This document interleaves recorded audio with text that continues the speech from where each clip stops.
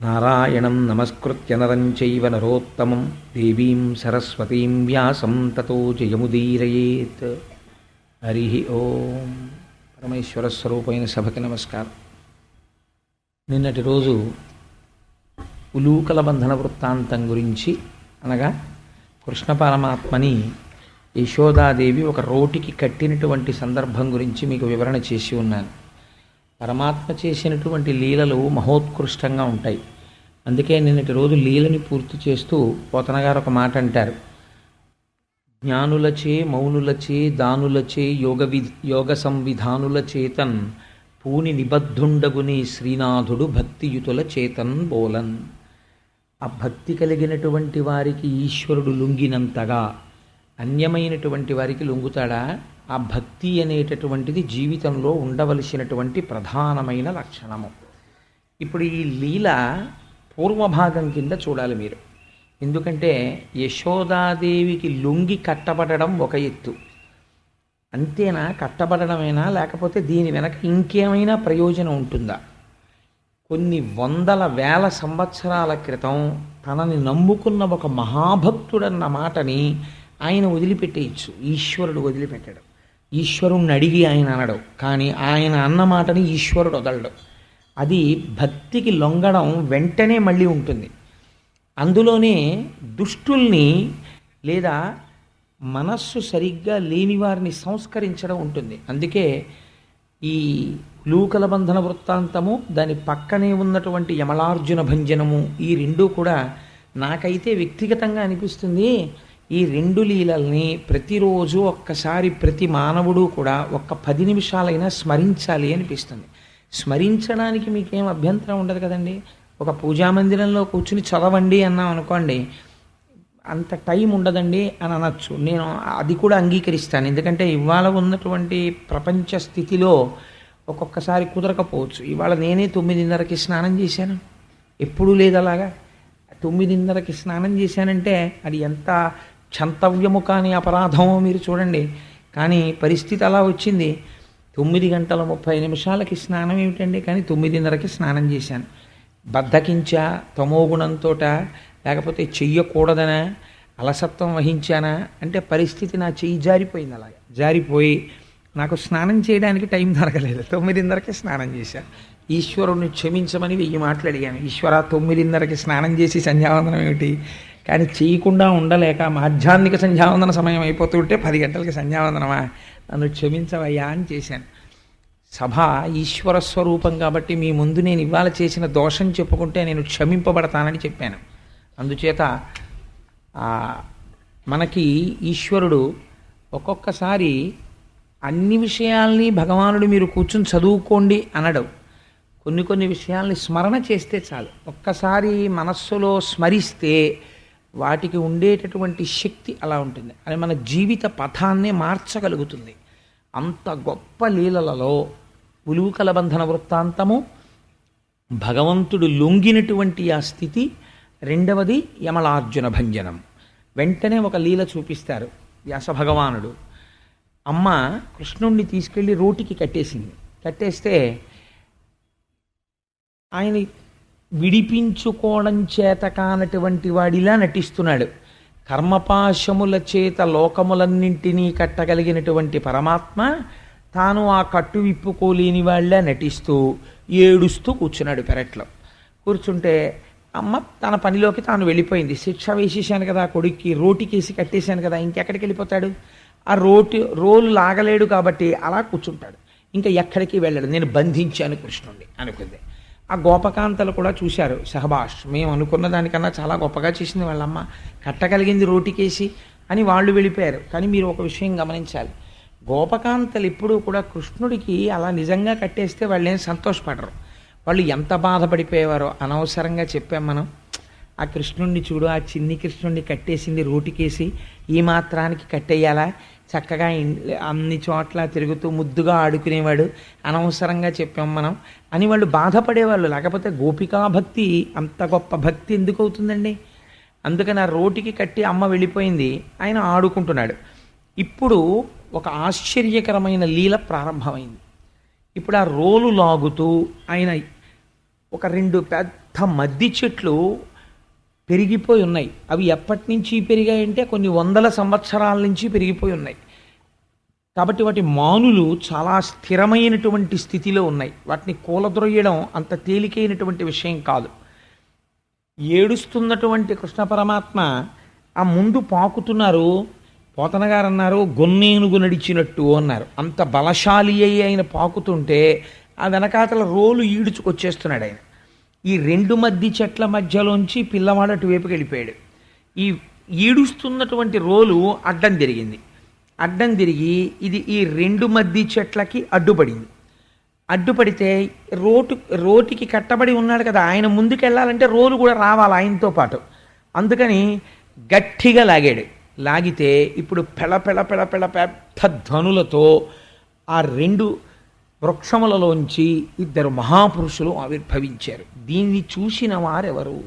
అలా ఇద్దరు మహాపురుషులు వస్తే ఎవరైనా చూశారా అంటే చూసిన వాళ్ళు ఉన్నారు. ఎవరు చూశారో తెలుసా అండి?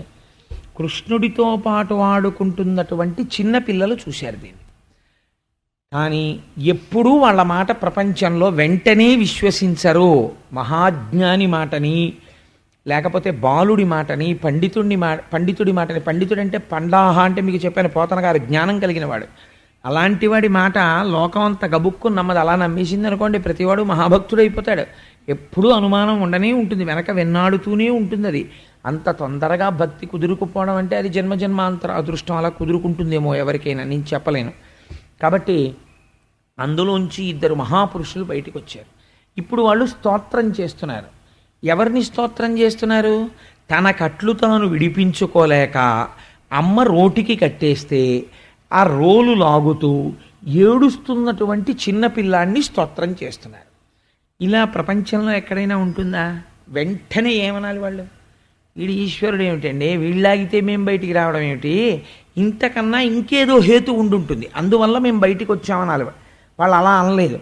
వాళ్ళు ఈ రోటికి కట్టబడి అమ్మ రోటికి కట్టేస్తే అమ్మ కట్టినటువంటి కట్టు విప్పుకోలేక పాకుతున్నటువంటి ఏడుస్తున్న ఈ పిల్లవాడెవడో వీడే పరాత్పరుడు అన్నారు. అని అయా మూల ప్రకృతి నీ అధీనమునందుంది. 3 గుణములు నువ్వు సృష్టి చేశావు, పంచభూతములు నువ్వు సృష్టి చేశావు, ఈ జగత్తంతా హేళగా నీ మాయ చేత సృష్టించావు. నీవు సమస్త పదార్థముల యందు వ్యాపించి ఉన్నావు, కానీ జ్ఞాననేత్రము చేత కానీ నువ్వు తెలుసుకోబడవు. అంతటి మహాపురుషుడవు. మా అదృష్టం కొద్దీ ఇన్నాళ్ళకి నారద మహర్షి యొక్క అనుగ్రహవశం చేత నీ దర్శనమైంది. మేము నిన్ను కోరేదొక్కటే పరమాత్మ అని వాళ్ళన్నారు. నీ పద్యావళులాలకించు చెవులున్ నినాడు వాక్యంబులన్ నీ పేరన్ పనిచేయు హస్తయుగమున్ నీ మూర్తిపై చూపులున్ నీ పాదంబుల పొంత మృక్కు శిరముల్ నీ సేవపై చిత్తముల్ నీపై బుద్ధులు మాకు నిమ్ము కరుణన్ నీరజపత్రేక్షణ అని అడిగారు. ఈ లీల ప్రతిరోజు స్మరించాలి అని నేను చెప్పడానికి ప్రధాన కారణం ఇదే. లీలని స్మరణ చేసి ఈ పద్యాన్ని చదువుకుంటే చాలు, గొప్ప పూజ చేసేసినట్టే. ఇందుచేత ఒక్కసారి మీరు వెనక్కి వెళ్ళి పద్యం దగ్గరికి వచ్చే ప్రయత్నం చేద్దాం. ఆ చెట్లలోంచి బయటికి వచ్చినటువంటి ఇద్దరు కూడా ఇద్దరు యక్షులు. వాళ్ళ పేరు నలకూబర మణిగ్రీవులు. వాళ్ళు కుబేరుడు యొక్క కుమారులు. మీరు ఈ విషయాన్ని కొంచెం జాగ్రత్తగా అర్థం చేసుకోవాలి. వాళ్ళు కుబేరుడికి ఒక శక్తి ఉంది. కుబేరుడు ఐశ్వర్యానికి అంతటికీ కూడా అధిపతి. ఆయన నవనిధులకు అధిదేవత. ఆయనకి ప్రపంచంలో 2 శక్తులు ఉన్నాయి. ఒకటి అపారమైనటువంటి ఐశ్వర్యానికి ఆధిపత్యంలో ఉంటాడు. 2 సర్వకాలముల యందు శంకరుడి పక్కన నిలబడి ఉంటాడు. కైలాసంలో పరమశివుడి పక్కన నిలబడి స్వామి ఏదైనా పని చెప్తారేమో అని ఎప్పుడూ పక్కన నిలబడి ఉంటాడు. ఇది చాలా అరుదైనటువంటి అవకాశం. అయితే ఈ 2 లక్షణములు కలిగినటువంటి కుబేరుడు అహంకరించినట్టు మీకు ఎక్కడా కనపడదు పురాణాలు. అదో గమ్మత్తు. అసలు ఈ కుబేరుడికి ఐశ్వర్యం ఎక్కడి నుంచి వచ్చింది అంటే మీరు రామాయణం ఉత్తరాఖండ చదవాలి, చదివితే తెలుస్తుంది. ఆ కుబేరుడు విశ్రవసో బ్రహ్మ యొక్క కుమారుడు. రావణాసురుడి కన్నా ముందు పుట్టాడు. పుట్టి చతుర్ముఖ బ్రహ్మగారి గురించి గొప్ప తపస్సు చేశాడు. తపస్సు చేస్తే చతుర్ముఖ బ్రహ్మగారు ప్రత్యక్షమయ్యారు. నీకేం కావాలని అడిగారు.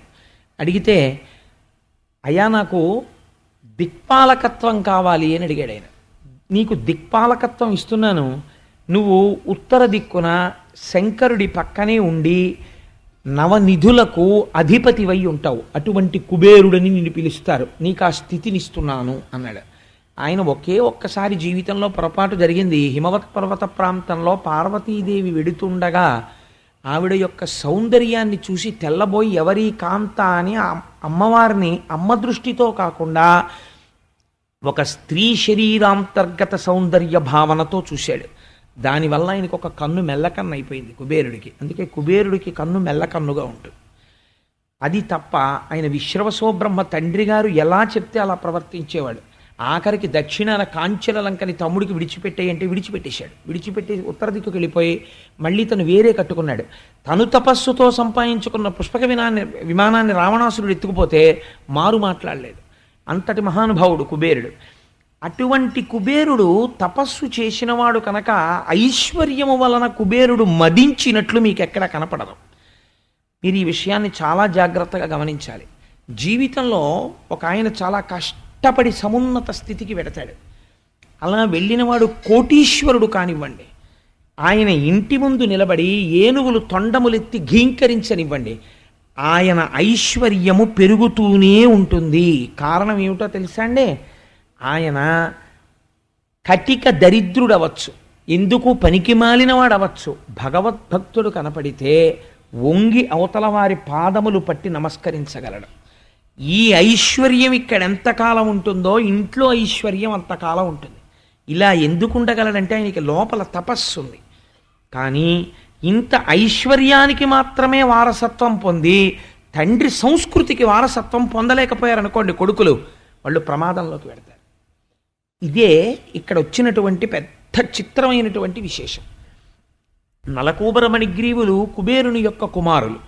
వీళ్ళు ఆకాశగంగలో స్నానం చేస్తున్నారు ఒకనాడు.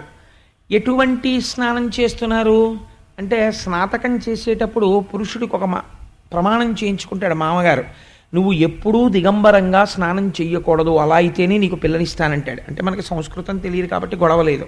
అసలు ఆయన అడిగినట్టు తెలియదు, మనం ఇచ్చినట్టు తెలియదు. శరీరం పిశాచగ్రస్తం అయిపోతుంది. ఆయన దిగంబరంగా స్నానం చేస్తున్నాడు. పోనీ ఆయనతో సరిపోయిందా? ఆయనతో పాటుగా కొంతమంది గంధర్వకాంతలు స్నానం చేస్తున్నారు. వాళ్ళకి ఒంటి మీద బట్టలేదు. పోనీ అక్కడతో వదిలిపోయిందా? ఆయన మధువు సేవించి ఉన్నాడు కాబట్టి మదోన్మత్తుడై ఉన్నాడు. పక్కన స్త్రీలు ఎంత ఆనందించి ఒక మాట అంటే అంత పరవశుడైపోతున్నాడు. తప్ప నేను ఇలా ప్రవర్తించవచ్చా అన్న విషయాన్ని మరిచిపోయి ఉన్నాడు. ఆకాశగంగలో స్నానం చేసే విధానం అదే. ఇటువంటి స్నానం చేస్తుంటే ఆకాశ మార్గాన నారద మహర్షి వెళ్ళిపోతున్నారు.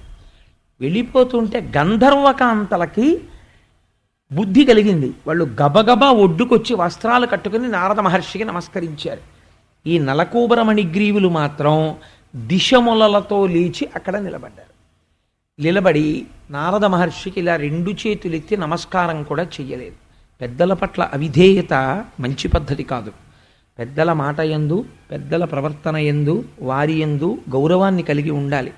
కాబట్టి ఎప్పుడైతే అంత అవిధేయతతో నిలబడ్డారో, సాక్షాత్ నారదుడు వస్తే అంత అవిధేయత కట్టి కుడుపుతుంది కొన్ని కోట్ల జన్మలు. అప్పుడు ఆయన ఒక్క మాట అనుకున్నారట మనస్సులో, నారదుడంటే సామాన్యుడు కాడు, ఎంత గొప్ప ఆలోచన లోపల చేశారో చూడండి. కలవారి సుతులమనుచును కలకంఠులతోడి కూడి కానరు పరులన్ కలలోనైనను వీరికి గల కావర మణగించి బుధుల చేర్చుట యొప్పున్ అనుకున్నాడు. వీళ్ళు కలవారి సుతులము అని అహంకారం వచ్చింది. వీడు స్వతహాగా వీడు సంపాదించింది కాదు, వీడి తండ్రిది సంపాదన. వీడికి ఇవాళ మదోన్మత్తుడు, వీడు వంగి నమస్కరించలేడు, తండ్రి నమస్కరిస్తాడు. అంటే ఐశ్వర్యానికి వారసత్వం పొందాడు, తండ్రి యొక్క గుణములకు వీడి యందు వారసత్వం లేదు. కాబట్టి వీడికి ఈ ఐశ్వర్యం తీసేస్తాను. తీసేస్తే ఏమవుతుంది? దేనివల్ల అహంకారం వచ్చిందో ఆ అహంకారం పోతుంది. ఈ వృత్తాంతంలో చాలా ఆశ్చర్యకరమైన విషయం ఏమిటో తెలుసా అండి? పోతన గారు పద్యం రాస్తూ పైన వచనంలో ఒక మాట అన్నారు, నారదుడు పాట పాడాడు అన్నారు. ఈ విషయం చెప్తూట నారదుడు దీన్ని తెలుసుకుని లోకమంతా ప్రయోజనం పొందుగాక అని ఆనందంతో మహతి మీటుతూ పాట పాడేట. దాన్ని పద్యరూపంగా ఇచ్చారు పోతన గారు. అసలు అది పాటే నారదుడు పాడింది. అంటే నేను లోకానికంతటికీ ఒక మంచి మార్గం చూపిస్తున్నాను ఐశ్వర్యం నిలబడ్డానికి. ఇది ఆయన ఆనందం. అందుకని ఆయన సంతోషంతో పాట పాడుతూ శపించాడు. ఏమన్నా తెలుసా అండి? సంపన్నుండొరుగానలేడు తనువున్ సంసారమున్ నమ్మి హింసింపంచూచు దరిద్రుడెత్తువడి శుష్కీభూతుడై చిక్కి హింసింపండన్యుల ఆత్మకుంసములుగా చింతించునట్టౌట తత్సంపన్నాంధున కంజనంబు వినుమి దారిద్రముహింపగన్. ఆయన ఒక్క మాట అన్నాడు. విపరీతమైనటువంటి ఐశ్వర్యం తండ్రి దగ్గర నుంచి వచ్చింది. వచ్చి కన్ను మిన్ను కానటం లేదు. పెద్దల పట్ల ఎలా ప్రవర్తించాలో మరిచిపోయాడు. ఇప్పుడు మరిచిపోవడానికి ఈ కంటితో నారదుణ్ణి చూస్తున్నాడు. ఈ కంటితో చూసినటువంటి నారదుడు గౌరవింపబడవలసిన వాడు కాడు, నమస్కరించక్కర్లేదన్న అహంకారం ఇక్కడ పుట్టింది. ఎందుకు పుట్టింది ఈ అహంకారం? తను ఐశ్వర్యవంతుడి కొడుకునని. ఏ ఐశ్వర్యవంతుడి కొడుకునని వంగి నమస్కరించట్లేదో ఆ ఐశ్వర్యవంతుడు వంగి నమస్కరిస్తాడు. కుబేరుడు ఆయన ఐశ్వర్యం జోలికి కానీ ఆయన జోలికి కానీ వెళ్ళలేదు నారదుడు. ఆయన అన్నాడు, వీడి కంటికి ఇప్పుడు అంజనం పెట్టాలి, నేను కాటుక పెట్టాలి. ఏ కాటుక పెట్టుకుంటే అవతల వారిలో ఉన్నటువంటి భక్తి కనపడి నమస్కరించడం అలవాటవుతుందో ఆ అంజనం వీడి కళ్ళకి దిద్దుతాను నేను. ఎంత గొప్ప మాటో చూడండి. ఇది సంస్కరించడం అంటే గురువు. నేను ఇప్పుడు ఈ కాటుక పెడతాను, పెట్టకపోతే వీడు ఐశ్వర్యము చేత మదోన్మత్తుడై ఇతరులు వీడి కంటికి కనపడడం లేదు. ఈ కన్ను ఉందా? ఉంది. చూస్తున్నాడా? చూస్తున్నాడు. కానీ తారతమ్య విచక్ష లేదు. చూడగానే వారు నా చేత నమస్కరింపబడవలసిన వారు అలా ఉండగా నేను ఇలా ఉండకూడదు అని ఈ కన్ను గుర్తించడం లేదంటే, ఈ కంటితో చూసిన దాన్ని మనస్సు తారతమ్యం పట్టించుకోవట్లేదు. కాబట్టి ఇప్పుడు ఈ కంటితో చూడగానే అవతల వస్తువు ఎలా కనపడినా, ఎంత విరుద్ధంగా కనపడినా ఆ వస్తువునందున్న పవిత్రతని పసిగట్టగలిగిన మనస్సు స్థితికి తీసుకెడతాను. ఏడుస్తున్న కృష్ణుడికి నమస్కరించగలిగిన స్థితికి తీసుకెళ్ళగలిగాడు. అందుకే నారదుడు. ఇది గురువు అంటే, ఇది ఉద్ధరించడం అంటే. అందుకని అన్నాడు, ఒరే మీరు కోట్లకి పడగలెత్తిన కుబేరుడికి కొడుకులు, మీకు బట్ట కట్టుకొని ఒడ్డున నిలబడాలన్న స్పృహ లేదు. కాబట్టి అసలు బట్టలు కట్టుకోవలసిన అవసరమే లేని జన్మనెత్తితే మీకు చాలా హాయిగా ఉంటుంది కదా. కాబట్టి మీరు 100 దివ్య సంవత్సరముల పాటు మద్ది చెట్లై నందవ్రజమునందు పడి ఉండెదరుగాక అన్నాడు. ఇప్పుడు ఒంటికి పట్టిన మదం తీరిపోయి ఇప్పుడు పడ్డారు కాళ్ళ మీద. గురువు అనుగ్రహించాలి. ఆయన అన్నాడు, ఈ పట్టిన మదం ఇంకెప్పుడూ ఎక్కకుండా ఉండాలి మీ తలలకి. అలా ఉండాలంటే అలా చెయ్యగలిగిన శక్తి ప్రపంచంలో దేనికుందో తెలుసా? ముకుంద పాదారవిందముల నుంచి స్రవించేటటువంటి రజస్సుకుంది. భగవంతుడి యొక్క పాదములు చూడగానే శిరస్సు తగిలేటట్టు నమస్కరించాలి వంగి. అందుకని ఆ పాద రేణువులు నా తల మీద పడాలి. మీకు ఒక ఆశ్చర్యకరమైన విషయం చెప్తానండి. ఒక్కొక్కసారి ఎంత చిత్రం జరుగుతుందో తెలుసా? తెలిసో తెలియకో ఒక మహాపురుషుడికి నమస్కరిస్తాడు. ఆ వెనకాతల వస్తున్నటువంటి పెద్ద ప్రమాదం ఉంటుంది. భాగవతుల యొక్క పాద ధూళిలోకి బ్రహ్మాండములలో ఉన్న తీర్థముల యొక్క శక్తి చేరి ఉంటుంది. ఇదే మీకు నేను అజామిళోపాఖ్యానంలో చెప్పాను. ఆ ధూళి తల మీద పడగానే వాడు పుణ్యతీర్థములన్నిటి యందు స్నానం చేసిన ఫలితాన్ని పొందుతాడు. అదే వాడి ఐశ్వర్యానికి, వాడి పుణ్యానికి, వాడి అభివృద్ధికి హేతువైపోతుంది. కాబట్టి ఇది తెలుసుకోలేని వాడు ఎవడున్నాడో వాడిని ముందు పట్టి తెండు దూతలారా అన్నాడు యమధర్మరాజు గారు. వాడిని ముందు పట్టి తీసుకురండిరా అన్నాడు. కాబట్టి మీరు ఆనాడు అలా నమస్కరించగలుగుతారు. ముకుంద పాదార విందముల నుండి స్రవించేటటువంటి పరాగము మీ తల మీద పడాలి. అందుకని మీరు నందవ్రజంలో మద్ది చెట్లై పుట్టండి. కృష్ణ పరమాత్మ పాకుతున్న రోజులలో ఆయన పాదముల నుంచి స్రవించినటువంటి పరాగము మీ మీద పడుతుంది.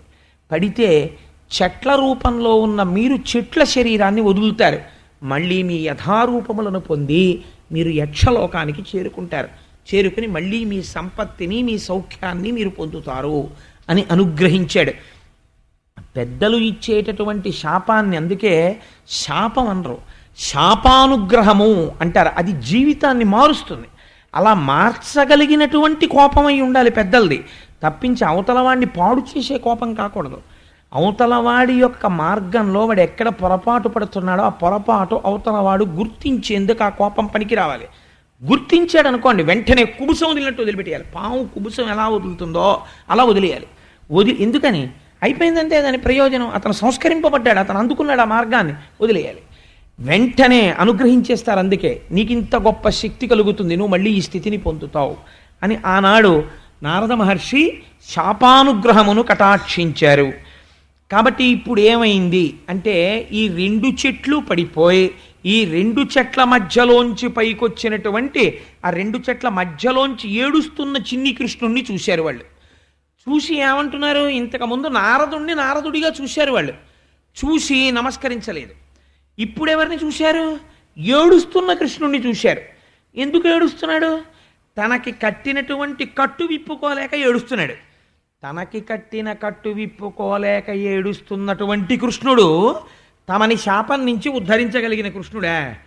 ఆ అహంకారం ఇప్పటికీ ఉందనుకోండి, ఏమనాలి వీళ్ళు, అచ్చప్పొచ్చావాళ్ళు అవన్నీ నీకెవరు నమస్కారం పెడతాడు, మేము ఓసారి కావాలంటే నారదుడిని స్మరిస్తాం, నువ్వా మాకు శాప విమోచనం చేసిన వాడివి, మేము నమ్మమనాలి. 100 దివ్య సంవత్సరములు చెట్లగా ఉండేటప్పటికీ వీళ్ళు ఏ స్థితిని పొందారో చూడండి. ఈ లీల ఎందుకు చెప్తారో తెలుసా అండి? మనం ఒక విషయాన్ని జ్ఞాపకం పెట్టుకోవాలి. ఈశ్వరుడు ఎప్పుడూ కొండల మీద ఉంటాడు ఎక్కువగా. ఎందుకు కొండ మీద ఉంటాడు మీరు ఆలోచించండి. ప్రధానమైనటువంటి మూర్తులు సాధారణంగా కొండల మీద ఉంటాయి. ఒక శ్రీశైల మల్లికార్జునుడు కొండ మీద, ఒక వెంకటాచలపతి కొండ మీద, లేకపోతే ఒక సుబ్రహ్మణ్యుడు తిరుత్తని కొండ మీద, కనకదుర్గమ్మ ఇంద్రకీలాద్రి మీద, సింహాచలేశుడు సింహాచలం కొండ మీద, సత్యదేవుడు అన్నవరం రత్నశైలం మీద. సాధారణంగా ప్రధానమూర్తులన్నీ కొండల మీద కొలువు తీరుతాయి. శబరీశ్వరుడు అయ్యప్ప స్వామి, శబరిమలై, మలై అంటే కొండ, శబరిగిరి మీద ఆయన ఉంటాడు. ఏమిటి కొండల పిచ్చి వీళ్ళందరికీ? వీళ్ళు కూడా మనలా ఓ ఊళ్ళో వెలియకూడదా? ఈ కొండల మీద ఉండడం ఏమిటండి, మనం ఎందుకు ఆ కొండ ఎక్కడం కష్టపడి అంటే, కొండ ఎక్కగానే మీకు ఒకటి జ్ఞాపకం రావాలి అని. ఏమిటో తెలుసా అండి? కొండ ఎక్కినటువంటి వాడు స్మరించవలసిన విషయం, కొండ అనగా ఏమి? శిలారూపము కదండి. కొండ అంటే శిల, అది రాళ్లతో కూడినటువంటి పెద్ద గుట్ట. మన జన్మలలో మొట్టమొదటి జన్మ ఏది? శిల. రాయి పడుంటాం ఒక చోట, అప్పుడు మీ యందు కదలిక కూడా ఉండదు, మీ అంతటా మీరు కదలలేరు. సమస్తమునందు చైతన్యము వ్యాపించి ఉన్నా ఎవడైనా వచ్చి ఆ రాతి మీద చెయ్యకూడని పని చేశాడనుకోండి, అది ఏమీ చేయలేదు, అలాగే ఉంటుంది అంతే. ఇప్పుడు ఈ రాయికి తనంత తాను చేసుకోగలిగింది ఏమీ ఉండదు. ఇప్పుడు ఈ రాయి మళ్ళీ జన్మ మారడానికి ఎన్నేళ్ళు పడుతుందో తెలుసా అండి? కొన్ని కోట్ల సంవత్సరాలు అలాగే ఉంటాడు రాయి కింద. ఉన్న తర్వాత ఎవడో ఒక మహాపురుషుడు అలా వెళ్ళిపోతూ కాసేపు ఆ రాయి మీద కూర్చుంటాడు. అలా కూర్చుంటే ఒక మహాపురుషుడు కూర్చోవడానికి ఆసనం అయింది కాబట్టి ఇప్పుడు ఈ రాయి అక్కడి నుంచి కదలి మళ్ళీ వేరొక జన్మలోకి వెడుతుంది, ఏదో ఒక జంతువు జన్మలోకి వెడుతుంది. అక్కడి నుంచి కదిలి కదిలి కదిలి కదిలి కదిలి కదిలి మీరు నిజంగా ఆ తత్వం గురించి ఎప్పుడైనా చదివితే ఆశ్చర్యపోతారు. ఒక మూట, వెట్టి మూట అంటారు, వాసనా మూట అని, అది తగిలిస్తారు జీవుడికి. తగిలిస్తే తిరుగుతాడు బ్రహ్మాండాల్లో, తిరిగి తిరిగి తిరిగి తిరిగి తిరిగి తిరిగి ఎట్టకేలకు మనుష్య జన్మకి దగ్గర పడిపోతున్నాడని గుర్తేమిటో తెలుసా అండి? ఆవు ఇలాంటి వాటిలోకి వస్తాడు. వస్తే ఇంటి పెరట్లోకే వస్తాడు, దాని పాలు వీడు తాగుతాడు, ఆ స్థితికి వస్తాడు. అది గడ్డి తింటుంది కానీ దాని పాలు తన పిల్లలకు పడతాడు, తను కాఫీ కాచు తాగుతాడు, తను తాగుతాడు, దేవుడికి నైవేద్యం పెడతాడు. తర్వాత పచ్చి అవుతాడు, ఇంకా దగ్గర 4 ఎండు పుల్లలు తెచ్చుకుంటుంది, చెట్టులో గూడు కట్టుకుంటుంది, ఆహారం తెచ్చుకుంటుంది, గుడ్లు పెట్టుకుంటుంది, పొదుగుతుంది, పిల్లల్ని చేస్తుంది, ఆహారం తెస్తుంది, దాని నోట్లో పెడుతుంది, తిరుగుతూ ఉంటుంది. తెల్లవారుతోందని గుర్తుపడుతుంది, కూ కూ కూ అని కూతలు కూస్తుంది, చీకటి పడిందని గుర్తుపెడుతుంది, చెట్టు దగ్గరికి వచ్చేస్తుంది, పడుకుంటుంది. ఆఫీస్కి వెళ్తాడు, రాత్రి ఇంటికి వచ్చేస్తాడు, నేను ఇంట్లోకి వచ్చేసానంటాడు, నా పిల్లలంటాడు. ఈ మనుష్య జన్మకి దగ్గరకు వస్తాడు. అందుకే మనకు అన్ని పక్షులతో, ఆవులు ఇలాంటి వాటితో సంబంధం ఎక్కువ. ఆ తర్వాత మనుష్య జన్మలోకి వస్తాడు. ఎన్ని కోట్ల జన్మల తర్వాత వచ్చింది ఈ జన్మ అంటే, మీరు ఇప్పుడు చూడండి, మీ మొదటి జన్మ అది. ఇప్పుడు ఎక్కడున్నారు అంటే పరమాత్మ అక్కడ ఉన్నారని మీ అంతటా మీరు చూడగలిగిన జన్మకి వెళ్ళారు. అంటే ఎంత ఫైనల్ స్టేజ్కి, ఎంత చివరి స్టేజ్కి వచ్చారు జన్మల్లో. కాబట్టి కొండ మీదకొచ్చి ఉన్నారు ఈశ్వరుణ్ణి సేవించడానికి. ఇందులో పతనం అయిపోవడానికి, మళ్ళీ కిందకి వెళ్ళిపోవడానికి కారణం ఏది? ఒక చెట్టు ఉందనుకోండి, ఒక తుఫాన్ వస్తోందనుకోండి, అందరూ తలుపులు వేసేసుకుంటారు. రేడియోలో చెప్తాడు, టీవీలో చెప్తాడు, గంటకి 120 కిలోమీటర్ల వేగంతో ఈదురుగాలులు వీయవచ్చు, టెలిఫోన్ స్తంభములు వంగిపోవచ్చు, విద్యుత్ సరఫరాకు అంతరాయం ఏర్పడవచ్చు, బంగాళాఖాతమునందు 8 నుంచి 10 మీటర్ల వరకు కెరటములు ఎగసి పడవచ్చు. కాబట్టి తీరమునందున్న మత్స్యకారు సముద్రములోనికి వెళ్ళరాదని హెచ్చరించడమైనది. పలపు ప్రాంతముల వారు ఖాళీ చేయవలెను, చెట్ల కొమ్మలు విరిగి పడవచ్చు, ప్రయాణము చేయవద్దంటాడు. కానీ ఆ చెట్టు కొమ్మ విరిగిపోతుందని కాపాడేవాడు ఎవడైనా ఉంటాడా? వాడు ఉండడం. పెద్ద గాలి వచ్చేస్తుంటే ముందు వంగిపోయేది ఏదో తెలుసా అండి? చెట్టే వంగిపోతుంది. అప్పుడు గాలిని ఏమని పిలుస్తారో తెలుసా? ప్రభంజనుడు అంటారు. ప్రభంజనుడు అంటే విరిచేస్తాడు. ఎవరిని? చెట్లనే. ముందు చెట్లు విరిగిపోయి కింద పడిపోతాయి. గాలికి, ధూళికి, ఎండకి, వానకి గొడుగు లేకుండా తానే నీడనిస్తూ రాళ్ల దెబ్బలు తింటూ ఒక కాయి కాస్తే 100 మంది పిల్లలు దెబ్బ కొడతారు. అలా వెళ్ళిపోతుంటాడు. ధూర్తుడైన వాడు కొమ్మ వంచేస్తాడు, ఆకు తింపేస్తాడు, నోట్లో నవ్వులుతాడు. దరిద్రం ఇవ్వడానికి లక్ష్మీదేవి మొట్టమొదటి లక్షణం దేవి భాగవతంలో ఏం చెప్పిందో తెలుసా అండి? నేను తొందరగా అవతల వాణ్ణి దరిద్రుణ్ణి ఎప్పుడు చేస్తానో తెలుసా? నిలబడిన చోట సరిగ్గా నిలబడకుండా కనపడిన ప్రతి చెట్టు ఆకు కోసి తుంపి నోట్లో పెట్టుకోవడం, చీరి సమయాసమయములు లేకుండా, వేళాపాళా లేకుండా పుల్లలు పెట్టి పొడవడం పళ్ళల్లో, ఇలాంటి పిచ్చి పనులు చేసే వాళ్ళ ఇంట్లోంచి నేను చాలా శీఘ్రంగా వెళ్ళిపోతున్నాను అని చెప్పింది ఆవిడ. చెట్టు ఆకులు తుంపరాదు, అవసరం అయితే తప్ప చెట్టును ముట్టుకుని ఆకు తుంపకూడదు. ఆకు తుంపితే లక్ష్మి వెళ్ళిపోతుంది. పిల్లలకి చాలా జాగ్రత్తగా నేర్పవలసిన రహస్యాలు. రే చెట్టు జోలికి వెళ్ళకు అని చెప్పాలి. కాబట్టి అన్ని కష్టాలు పడి మనం మనుష్య జన్మలోకి వస్తాం. ఈ మనుష్య జన్మ ప్రయోజనాన్ని తొందరగా కళ్ళు మూసేసేది ఏదో తెలుసా అండి? అధిక ఐశ్వర్యము. ఐశ్వర్యము భక్తి రెండూ ఒక చోట ఉన్నాయనుకోండి, అందరికన్నా పూజింపబడవలసిన వాడు ఆయనే. ఎందుకో తెలుసా? తొందరగా కళ్ళు మూసేస్తుందండి ఐశ్వర్యం. నాకింత ఉంది, నేను ఎందుకు వినాలంటాడు. నాకింత ఉంది, వాడికి నేను నమస్కారం పెట్టడం ఏంటి అంటాడు. కానీ అంత ఐశ్వర్యం ఉండి అవతల వారి దగ్గర వంగగలుగుతున్నాడంటే ఆయన యందు ఈశ్వరానుగ్రహం ఉంది. ఆయన్ని ఇంకా వృద్ధిలోకి తేవాలని భగవంతుడు చూస్తున్నాడు. కాబట్టి ఐశ్వర్యము అజ్ఞానము రెండూ ఒక చోట ఉండట్లేదంటే లక్ష్మీదేవి ఆయన యందు ఉండాలని కోరుతోంది, అందుక వినయం ఇస్తోంది. కాబట్టి ఆ భక్తి ఉండదు. చూడండి, నలకూబరమణి గ్రీవులు ఏమైపోయారు? పోనీ వీళ్ళు ఏమైనా సంపాదించారా? రూపాయి సంపాదించినట్టు మనకి తెలియదు. కుబేరుడు కొడుకులంతే. ఈ మాత్రానికి ఓ ఎగిరిగిరి పడిపోయి నారదుడికి నమస్కరించలేదు. ఏమైపోయారు? వెళ్ళి చెట్లై పడిపోయారు నందవ్రజంలో. ఇప్పుడేమంటున్నారు కృష్ణుణ్ణి చూసి? నీ పద్యావళు లాలకించు చెవులు. స్వామి మాకేం కావాలో తెలుసా? అమ్మయ్యా మళ్ళీ మాకు వచ్చేసాయి, మా విమానాలు ఎక్కి మేము వెళ్ళిపోతాం యక్షలోకానికి అంటలేదు. ఎప్పటికీ కూడా మళ్ళీ మాకు అహంకారం రాకుండా మాకేమిస్తావో తెలుసా? నీ పద్యావళు లాలకించు చెవులన్. ఈ మాట నారదుడు అలా వెళ్ళిపోతూ భగవన్నామని చెప్తే మేము విని సంతోషంగా చేతులెత్తి నమస్కరించాలి. నీ పద్యావళు లాలకించు చెవులున్, నీ మూర్తిపై చూపులున్. నిన్ను మా కంటి చూపులు ఎప్పుడూ కూడా నిన్నే చూడాలి. నీ పాదంబుల పొంత మ్రొక్కు శిరముల్. తల ఉన్నది ఇలా ఎగిరి నిలబడడానికి కాదు, ఈశ్వరుని యొక్క మూర్తి కనపడగానే ఇలా వంగిపోయి శిరస్సు ఆయన పాదములను తాటించగలగాలి. నీ సేవపై చిత్తముల్. ఎప్పుడెప్పుడు ఈశ్వరుణ్ణి సేవిద్దామా అని మనస్సు యందు తొందర కలగాలి. అటువంటి చిత్తము, నీ సేవపై చిత్తముల్. వీళ్ళు ఏ పని మాంతామంటం లేదు. పూర్వం ఏం చేశారో అవే చేస్తారు. కానీ ఎలా అడుగుతున్నారు? ఈశ్వర సంబంధంతో చెయ్యాలి మేమేం చేసినా. నీ పేరన్ పనిచేయు హస్తయుగమున్. పూర్వంలాగే మేము పనిచేస్తాం, కానీ ఇప్పుడు చేసేటప్పుడు ఈ 2 చేతులు ఈశ్వరుడు ఇచ్చాడు, ఆయన చేయిస్తున్నాడు. కాబట్టి నేను చేసే పని యందు దోషం ఉండకూడదు అన్న భావన నా మనస్సులో నిలబడాలి.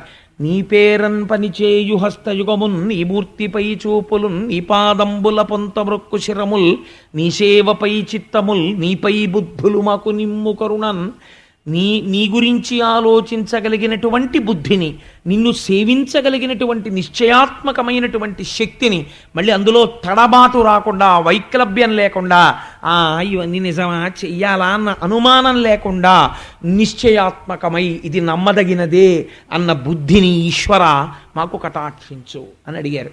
అడిగితే ఆయన అన్నాడు, తథాస్తు, మీకు అటువంటి బుద్ధి కలుగుతుంది, మీరు సంతోషంగా బయలుదేరి మీ యక్షలోకాన్ని చేరుకోండి అని చెప్పాడు. వాళ్ళు బయలుదేరి యక్షలోకానికి వెళ్ళిపోయారు. ఇప్పుడు అక్కడ ఉన్నటువంటి వాళ్ళు చూశారు. దీని గురించి రామకృష్ణ పరమహంస మన జీవితానికి తొందరగా అర్థమయ్యేలా ఒక ఆఖ్యానం చెప్తారు. నేను అది చెప్పకపోతే ఇవాళ ఎందుకో అది నాకు జ్ఞాపకానికి వచ్చింది కాబట్టి నేను దీన్ని అసమగ్రం చేసిన వాడిని అవుతాను. ఎంత అందంగా చెప్తారంటే రామకృష్ణ పరమహంస వెనకటికి ఒక ఆయన దగ్గర ఒక సేవకుడు ఉండేవాడు. ఆయన కోటీశ్వరుడు. ఆయనకు ఒక పెద్ద భవంతి ఉండేది. ఆయనకి తన సేవకుడి మీద ఎంత నమ్మకం అంటే వెళ్ళిపోతూ ఒక మాట చెప్పాడు, నేను 6 నెలలు రాను, నేను నా కొడుకు దగ్గరికి వెడుతున్నాను వ్యాపార నిమిత్తం, వాడికి వ్యాపారంలో సాయం చేస్తాను, నేను 6 నెలలు పోయిన తర్వాత తిరిగి వస్తాను, ఈ లోపల ఈ భవంతికి తాళం వెయ్యను, నీ మీద నాకున్న నమ్మకం అటువంటిది, ఈ భవంతిని నీదిగా వాడుకో, ఈ భవంతిలో ఉన్న వస్తువులు నీవిగా వాడుకో, నావి కానీ నీవే అయినట్టు వాడుకో, కానీ నాదన్న విషయం మర్చిపోకూడదు, యజమానివి, ఆయన అనుగ్రహంతో నాకు ఇచ్చాడు అని నువ్వు హాయిగా వీటిలో ఉండు, నువ్వు అనుభవించు, ఏ వస్తువులు కావాలన్నా పడుకో, మంచం మీద కావాలంటే, డైనింగ్ టేబుల్ మీద తిను, ఏం బెంగ పెట్టుకోకు, నా డైనింగ్ టేబుల్ కదా అనుకోకు, తిను, నా డ్రాయింగ్ రూమ్లో నీ చుట్టాలు వస్తే సోఫాలో కూర్చుని మాట్లాడు, ఏది చేస్తున్నా ఒకటి మాత్రం మర్చిపోకు, ఇవి మా యజమానివి, నిన్నెవరైనా అడిగితే ఒక మాట చెప్పు, ఇది మా యజమానిది అని చెప్పు, చా, నువ్వు అనుభవించు, నన్ను మా యజమాని గారు అనుభవించమన్నారు అని చెప్పి అనుభవిస్తూ ఉండు.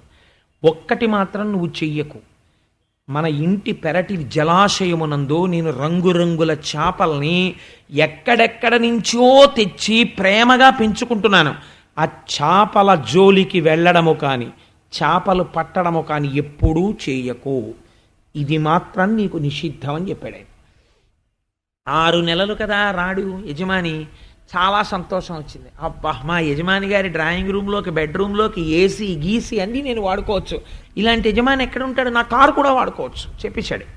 అందుకని హాయిగా ఫర్నిష్డ్ అకామిడేషన్ దొరికింది, హాల్లో కూర్చుంటున్నాడు, బెడ్రూమ్లో పడుకుంటున్నాడు, కిచెన్లో వంట చేయించుకుంటున్నాడు, అన్నీ చేస్తుంటే ఈయన పొద్దున్న పూట్ల మార్నింగ్ వాక్ వెళ్ళడం మొదలెట్టాడు. ఇంకా రాను, ఎందుకంటే నౌకర్లను కూడా తను వాడుకుంటున్నాడు, ఇంట్లో వాళ్ళని, తను పెద్ద నౌకర్ అయ్యుండి వాడుకుంటుంటే ఆ చుట్టుపక్కల వాళ్ళకి అనుమానం వచ్చింది, అసలు ఆయన కానీ పేరు మీద రాసి వెళ్ళిపోయాడా ఏమిటి, ఇండియాలా వాడుకుంటున్నాడని. రే, నీకు ఇలా ఎలా వాడుకుంటున్నావు అని అడిగితే బాగుండదని, ఇది ఎవరిదండి అని అడిగారు. అడిగితే వీడు మాట తప్పాడు, మా యజమానిదే అని చెప్తే నేను కొంచెం దరిద్రుల్లా ఉంటాను, నేనే ధనవంతుల్లా ఉండాలి కదా, 6 నెలల తర్వాత వచ్చాడో మళ్ళీ వచ్చి వెళ్ళిపోతాడో కొడుకు దగ్గరికి, అందుకని నాదే అన్నాడు. అయిపోయిందా, మొదటి మాట తప్పిపోయాడు. 2వ వారు, 3వ వారు, 10 మంది, 100 మంది, 1000 మంది, ఎంతమంది అడిగినా ఇది నాదే, ఇది నాదే, ఇది నాదే అని చెప్పడం వచ్చింది. ఇది నాదే అనగా అహంకారం వచ్చింది.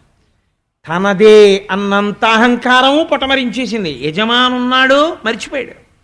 వాడు 6 నెలల తర్వాత వస్తే చూద్దాం అనుకున్నాడు, భోగమునందు పడడంలో 6 నెలలు దాటుతోందని మర్చిపోయాడు. ఒక రోజున రోడ్డు మీద వెడుతుంటే ఒకటి అడిగాడు, మీ ఇంటి సరోవరంలో ఎటువంటి చేపలు ఉన్నాయండి, ఎప్పుడైనా తింటుంటారా వండుకుని అన్నాడు. ఎందుకు తినాం, ప్రతిరోజు వండుకు తింటాం అన్నాడు. చాలా బాగుంటాయి అనుకుంటాను అన్నాడు ఆయన. అబ్బో ఏమి రుచో, కానీ అవి ఎవ్వరికి ఇవ్వం, మేమే తింటాం అన్నాడు. అని నేను ఎందుకు తినకూడదు, ఆ చేపలు వచ్చి లెక్కెడతాడా, నీళ్ళలో ఎన్ని చేపలు ఉన్నాయో, ఎన్ని పుట్టాయో, ఎన్ని చచ్చిపోయాయో, 4 చచ్చిపోయండి అని చెప్తాను, తెలుస్తుంది ఏమిటి ఆయనకి అని ఒక గ్యాలం వేసి చేపని పట్టబోతున్నాడు. ఖచ్చితంగా యజమాని కారు దిగి లోపలికి వచ్చాడు. లోపలికి వచ్చి ఏం చేస్తున్నావు అని అడిగాడు. గ్యాలం పక్కన పడేసి అబ్బెబ్బే ఏం లేదండి అన్నాడు. నౌకర్లని పిలిచి, ఎప్పటికీ నౌకర్లు తన నౌకర్లేగా, వీడు నటిస్తే నౌకర్లు అయిపోతారా, పిలిచి వీడిని జుట్టు పట్టి బయటికి గెంటేయండి, వీడికున్నటువంటి ఆ ఇనప పెట్టె కూడా వీడికి తిరిగి ఇవ్వకండి, తోసేయండి బయటికని గేటేసేశాడు. వాడు కట్టుబట్టలతో బయటికి వెళ్ళిపోయాడు. ఈ కథలోనూ ఒకటి గుర్తుపెట్టుకో అంటారు పరమహంస, నీదని నువ్వు అనుభవిస్తున్న ఐశ్వర్యం అంతా ఈశ్వరుడిది. ఎందుకంటే నీ ఇంటికి కట్టిన ఇటకలలో మట్టి ఈశ్వర రూపం పంచభూతాలలో. నువ్వు మట్టిని సృష్టించలేదు. సిమెంటు అడుసు పెట్టి కట్టేటప్పుడు సిమెంటు బిగుసుకోవడానికి నువ్వు వాడిన నీరు నువ్వు సృష్టించలేదు. అది బిగుసుకోవడానికి వచ్చిన గాలి నువ్వు సృష్టించలేదు. ఆ ఇంటి చలువరాయి గనిలో నువ్వు సృష్టించలేదు. ఆ ఇంట్లో నువ్వు అనుభవిస్తున్న చల్లటి గాలిని నీకు ఇప్పించగలిగిన ఏసీకి పనిచేస్తున్న విద్యుత్ శక్తి నువ్వు సృష్టించలేదు. నీటిలోంచి శక్తిగా వచ్చింది అది, హైడ్రో పవర్. ఇవన్నీ ఈశ్వరుడివి. కానీ మరి నువ్వెందుకు అనుభవిస్తున్నావు అంటే ఈశ్వరుడు నిన్ను అనుగ్రహించాడు. అనుగ్రహించి నువ్వు ఇవన్నీ వాడుకో, నేను ఇస్తున్నాను నీకన్నాడు. నువ్వు చేయవలసింది ఒక్కటే, ఇవన్నీ ఈశ్వరుడివని రోజు పొద్దున్న అనాలి, ఇవన్నీ ఈశ్వరుడివని సాయంకాలం అనాలి అని నువ్వు హాయిగా అనుభవించు, హాయిగా పడుకో. పొంగిపోతాడు ఈశ్వరుడు. మనస్సులో ఒక్క మాట అనుకుంటుండు, అవునండి.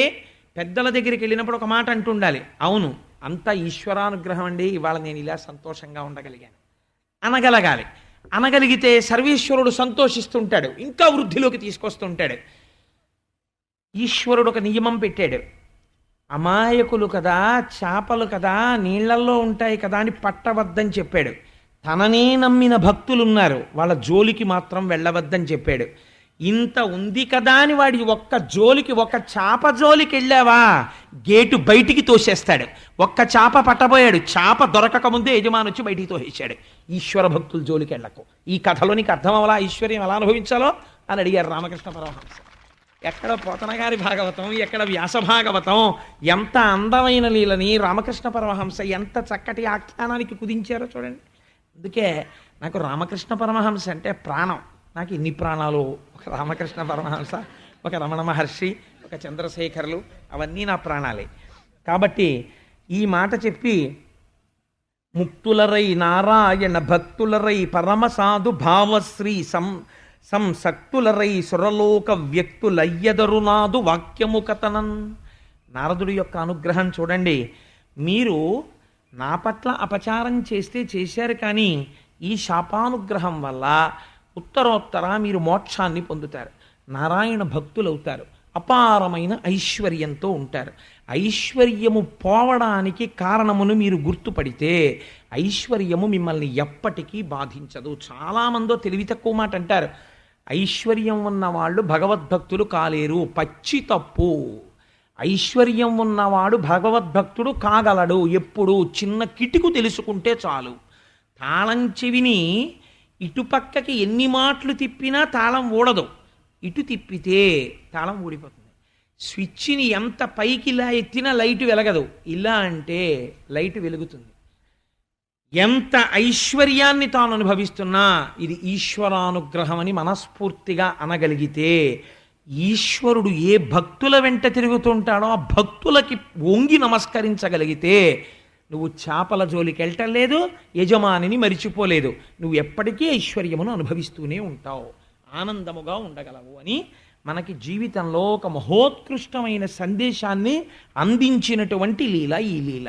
కాబట్టి ఆ యమలార్జున భంజనం అనేటటువంటి లీలలో ఇది జరిగినది. అయితే ఇక్కడ మీకు ఒక అనుమానం రావచ్చు, ఈ రకంగా మన బుద్ధి నిలబడాలంటే ఎలాగండి?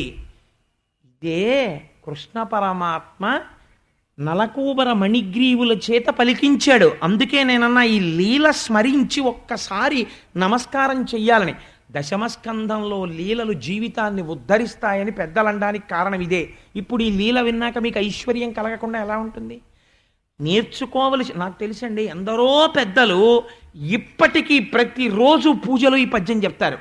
నీ పద్యావళులాలకించు చెవులున్ నిన్నాడు వాక్యంబులన్, నీ పేరన్ పనిచేయు హస్తయుగమున్, నీ మూర్తిపై చూపులున్, నీ పాదంబుల పొంత మృక్కు శిరముల్, నీ సేవపై చిత్తముల్, నీపై బుద్ధులు మాకు నిమ్ము కరుణన్ నీరజపత్రేక్షణ అని. ఇంటి ఇల్లాలి దగ్గర ఒక లక్షణం ఉంటుంది. మామగారికి 95 ఏళ్ళు ఉన్నాయనుకోండి, పళ్ళు లేవు మామగారికి. పళ్ళు లేని మామగారికి 90 ఏళ్ళు వచ్చేసిన అత్తగారికి ఇలా కూడా నవలలేరు. అటువంటి అత్తమామలు ఇలా అన్నం ఇలా అనేటప్పటికీ మెత్తగా అయిపోయేటటువంటి అన్నం ఇలా కూర ముక్క పట్టుకుని అరటికాయ ముక్క ఇలా అంటే చిదిమిపోయి మెత్తగా అయిపోయి ఆ అన్నం ముద్దలో పెట్టుకుని తాతగారు అని మింగగలిగినట్టుగా కోడలు వండి పెడుతుంది. అదే కోడలు తన భర్తకి వండవలసి వస్తే చక్కగా కాస్త పచ్చడి అన్నం కలుపుకుంటే, కొబ్బరికాయ పచ్చడి అన్నం కలుపుకుంటే అది పచ్చడి అన్నంలా ఉండాలి కానీ పేస్టులా ఉండకూడదు కదా, అలా వండుతుందో గిన్నె. తన పిల్లలకి వండేటప్పటికీ ఇవాళ రాత్రి ఉంచి రేపు ప్రొద్దున్న వీడు చద్దన్నంగా తింటే విటమిన్ బి ఫార్మ్ అయి బలం వచ్చేట్టుగా వండుతుంది, నిలవ ఉండేటట్టు. ఇన్ని పక్వాలు ఒకే కోడలు ఎలా తేగలిగింది అన్నానికి? ఇంతమందిని పోషించాలన్న గుణం తన యందు ఉండడమే అలా అన్నం వండించగలిగింది. ఇంతమంది భక్తుల్ని తాను ఉద్ధరించాలని మా పోతన గారి లక్ష్యం. అందుకని ఐశ్వర్యం కలగడానికి కావలసినవన్నీ అందరూ మళ్ళీ కఠినంగా పద్యం ఉంటే చదవగలరో చదవలేరు అని తేలిక పద్యం రాసేశారు. ఇది కూడా నేను చదవలేనంటే మెత్తటి గుజ్జు లాంటి అన్నం కోడలు వండి పెడితే అలిగి దవడలు జారిపోయిన మామగారు తినని 3 మాటలు మూతి తిప్పితే హాస్పిటల్కి పోతాడు. అలా ఆ పద్యం కూడా నేను నేర్చుకోనండి అంటే ఐశ్వర్యం ఎక్కడి నుంచి వస్తుంది? భగవంతుడు అనుగ్రహం ఎక్కడి నుంచి వస్తుంది? ఆంధ్రుడవై పుట్టి పోతన గారు నీకు ఇంత మహాప్రసాదం అందిస్తే నాకు నీ పద్యావళులా అలకించు చెవులన్ ఈ పద్యం వచ్చా? నాకు అప్పుడప్పుడు అనిపిస్తుంటుంది కొంతమంది పిల్లల్ని, ఏమిరా నీకు ఈ పద్యం వచ్చా అని అడగాలనిపిస్తుంది. ఒకసారి అలా అడిగితే వాళ్ళు చిన్నబుచ్చుకుంటారు, ఎందుకు ఇవన్నీ ప్రశ్నలు, నాకే రానివి ఎన్నో ఉన్నాయి, వాళ్ళని ఎందుకు అడగడం, అదో అహంకారం అవుతుంది కదా అని అడగను. కానీ నేను చాలా వినయంతో మీకు ఒక మనవి చేస్తున్నాను. ఈ పద్యం అందరికీ రావలసిన పద్యం, అది ప్రతి వాళ్ళు పూజలో చెప్పుకోవలసిన పద్యం, స్మరించవలసినటువంటి పద్యం. ఆ పద్యం నేర్చుకునే ప్రయత్నం చెయ్యండి అని చెప్పడానికి కోటేశ్వరరావు ఆ సలహా చెప్పడానికి వాడికి అధికారం ఉన్నవాడే అని మీరు భావిస్తే మీరు ఆ సలహా స్వీకరించండి. ఒకవేళ నా ఇందా యోగ్యత లేదని మీరు అనుకుని విడిచిపెడితే నేను ఎంత మాత్రం ఏమీ అనుకో. కాబట్టి ఈ మాట చెప్పి ఈ లీల పూర్తయిన తర్వాత ఈ చెట్లు పడిపోయిన చప్పుడు విన్నారు యశోదా నందుడు, అక్కడ ఉన్నటువంటి గోపాలురు. విని పిడుగుపడదుగాక పెనుగాలి విసరదు ఖండితంబుల గుట కానరాదు బాలుడితడు పట్టి పడదోయజాలడు తరువులేల కూలె ధరణి మీద. ఎంత గమ్మత్తుగా ఉంటాయో చూడండి ఆ పద్యాలు. వాళ్ళు మనసులో ఎలా ప్రశ్నలు వేసుకుంటారో పద్యం అలాగే ఉంటుంది. పిడుగు పడదు, పైనుంచి ఏమైనా పిడుగు పడిందా? 2 పెద్ద మద్ది చెట్లు పడిపోయాయి అంటే పిడుగు పడలేదు. పెనుగాలి విసరదు, ఏదైనా పెనుగాలు వచ్చిందా? రాలేదు.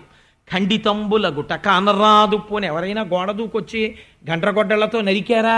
ఎవరూ కొట్టినట్టు ఆనవాళ్లు కనపట్టలేదు. పోని ఎవరైనా తోసేశారా అంత బలంతో? బాలుడితడు పట్టి పడత్రోయ జాలడు, ఈ పిల్లాడే రోలు పట్టుకుని మధ్యలోంచి వచ్చాడంటున్నారు, వీడు అలా తొయ్యలేడు. కాబట్టి తరువులేలకు లెధరణి మీద ఈ 2 చెట్లు ఎలా పట్టాయి భూమి మీద అనుకుంటున్నారు వాళ్ళు. అక్కడ ఆడుకుంటున్న పిల్లలు వచ్చి అన్నారు, ఈ చిన్ని కృష్ణుడే రోలు ఇడ్చుకుంటూ 2 చెట్ల మధ్యలోంచి వచ్చాడు. వస్తే ఈ 2 చెట్లు భూమి మీద పడిపోయాయి. అందులోంచి 2 మహాపురుషులు వచ్చారు దివ్య తేజస్సుతో. వచ్చి వాళ్ళు కృష్ణుణ్ణి స్తోత్రం చేశారు, చిన్ని కృష్ణుణ్ణి చేసి వాళ్ళు ఊర్ధ్వలోకాల వైపుకు వెళ్ళిపోయారు, మేము చూశాం అన్నారు. అంటే పెద్దవాళ్ళు అన్నారు, ఉట్టిది వీడి మాటలు నమ్మడం ఏంటి, పిల్లలు ఇలాగే చెప్తారు, పాడైపోయేవాడు ఇటువంటి ఆలోచన వస్తుందో చెప్తున్నారు. కాబట్టి ఏమన్నారు, అప్పుడు భగవద్ దర్శనం అవుతుందా? దాని ఎందు 2 కోణాలు. నిజంగా ఈశ్వరుడిని నందుడు యశోద నమ్మేశారనుకోండి, భాగవతం వెంటనే అయిపోతుంది, జ్ఞానులు అయిపోయారు కాబట్టి. కాబట్టి కథ పొడిగింపబడాలి. ఇలా నమ్మని వాళ్ళు లోకంలో ఉంటారు. కాబట్టి వాళ్ళకి హేతు ఉండాలి, ఎదురుగుండా ఒకటి నమ్మాలి. ఈ మాంసనేత్రంతో, ఈ మాంసనేత్రానికి కనబడితే నమ్ముతాడు. నీకు ఆ భక్తి ఉంటే కనపడతానా ఆయన అంటాడు. వీళ్ళిద్దరికి ఎప్పుడు కుదురుతుంది? కాబట్టి వాళ్ళు నమ్మలేదు. నమ్మకుండా పిల్లలు ఏదో చెప్పారు, ఇవన్నీ ఎక్కడ జరుగుతాయిలే అన్నారు, వదిలిపెట్టేశారు. ఆ లీల అక్కడతో పూర్తయినది. నేను అనుకుంటున్నాను, నేను ఈ లీలలో ఉన్నటువంటి ఆంతరమైన సారమును మీరు పట్టుకోగలిగారు అని నేను అనుకుంటున్నాను. ఇప్పుడు ఏదో ఒక సంఘటన జరిగిందనుకోండి, ఒక ఇన్సిడెంట్ అంటాం, ఒక సంఘటన జరిగితే దాన్ని వచ్చి చూస్తాం, చూసి ఇలా జరుగుతుందా అని ఆలోచన చేస్తాం. అక్కడ ఉన్నటువంటి ఆధారాలని బట్టి ఇలా జరిగి ఉండదు అని అనిపించింది అనుకోండి, అప్పుడు దాని మీదే చర్చ ఎక్కువ అవుతుంది. ఆధారం దొరికిందనుకోండి, ఆ సంఘటన పూర్తయిపోతుంది. ఎందుకంటే ఒక పెద్ద గాలి వచ్చిందనుకోండి, ఆ సమయంలో గాలికి చెట్లు పడిపోయాయి అంటారు, అమ్మయ్య చిన్ని కృష్ణుడు బతికాడు అంతే చాలంటారు, ఎత్తుకుంటారు, సంతోషపడిపోతారు. ఇప్పుడు వచ్చిన సమస్య ఎక్కడొచ్చిందంటే గాలి రాలేదు, నరకలేదు, పిడుగు పడలేదు, పిల్లాడు తొయ్యలేదు, చెట్లు ఎలా పడ్డాయి? ఈ పిల్లలు చూస్తే ఎవరో వచ్చారు, కృష్ణుడికి నమస్కరించారు, వెళ్ళారు అంటున్నారు. ఇతను పుట్టినప్పటి నుంచి ఉత్పాతాలు జరుగుతున్నాయి కానీ పిల్లాడు బ్రతుకుతూనే ఉన్నాడు. అసలు వీడు పిల్లవాడేనా, ఏదైనా దైవీ శక్త, ఎందుకు ఇలా జరిగింది? ఇప్పుడు ఈ చర్చ జరుగుతుందా జరగదా? ఆధారం దొరకనప్పుడు చర్చ తీరుతుంది. జరుగుతుంటే ఈయన మీదకి అనుమానం తిరుగుతుంది. పిల్లవాడు నిజంగా మామూలు పిల్లవాడేనా, వీడిని నిలదీస్తే నిజం బయటికి వస్తుంది అని అనుమానం వస్తుంది కదా. ఇప్పుడు బాగా మభ్యపెట్టవలసిన పూచి ఎవరి మీద ఉన్నది? కృష్ణుడి మీదే ఉన్నది. కాబట్టి ఇప్పుడు అసలు వాళ్ళు అలా అడగకుండా అసలు వీడేమిట్రా, వీడికి దైవీ శక్తులు ఏమిట్రా అన్నట్టుగా ఉండాలి. మీకు రహస్యం చెప్పనండి, అసలు ఈశ్వర దర్శనం అయిన వాళ్ళు పిచ్చేళ్ళ ఉంటారు, ఏమీ తెలియనట్టు ఉంటారు. అరుణాచలంలో శేషాద్రి స్వామిని చూడండి, ఈశ్వర దర్శనమైన వాడు పిచ్చివాడు ఒక్కలా ఉంటారు. మీరు పసిగట్టలేరు, అంత జాగ్రత్త పడతారు. కాబట్టి ఆయన ఎలా ప్రవర్తిస్తున్నాడో చూడండి. పాడున్ మందుని భంగి గోపవనితల్ పాణిధనుల్ చేయగా ఆడుంజంత్రము కైవడిన్ పరవశుండై హస్తముల్ త్రిప్పుచున్ చూడన్నేరని వాని భంగి జనులను చూచున్ నగున్ బాలురన్ కూడన్ పెద్దల పంపు చేయజను డాగున్ మట్టి జిట్టాడుచున్. చిన్ని కృష్ణుడు ఎటువంటి పనులు చేస్తున్నాడంటే, పాడున్ మందుని భంగి, ఏమీ తెలియనటువంటి చిన్నపిల్లాడు ఏదో ఓ వెర్రి పాట పాడుకుంటుంటాడు. ఆ పాటకి ఏమైనా అర్థం ఉంటుందా అంటే అర్థమే ఉండదు. వాడికి నోటికి తొందరగా ఏ పాట పట్టుకునేటటువంటి అవకాశం ఉంటుందో అలాంటి పాటలే పాడతారు వాళ్ళు. మీరు చూడండి, సాధారణంగా తల్లులు ఇంట్లో ఒక పాట పిల్లలతోటి పాడుతుంటారు.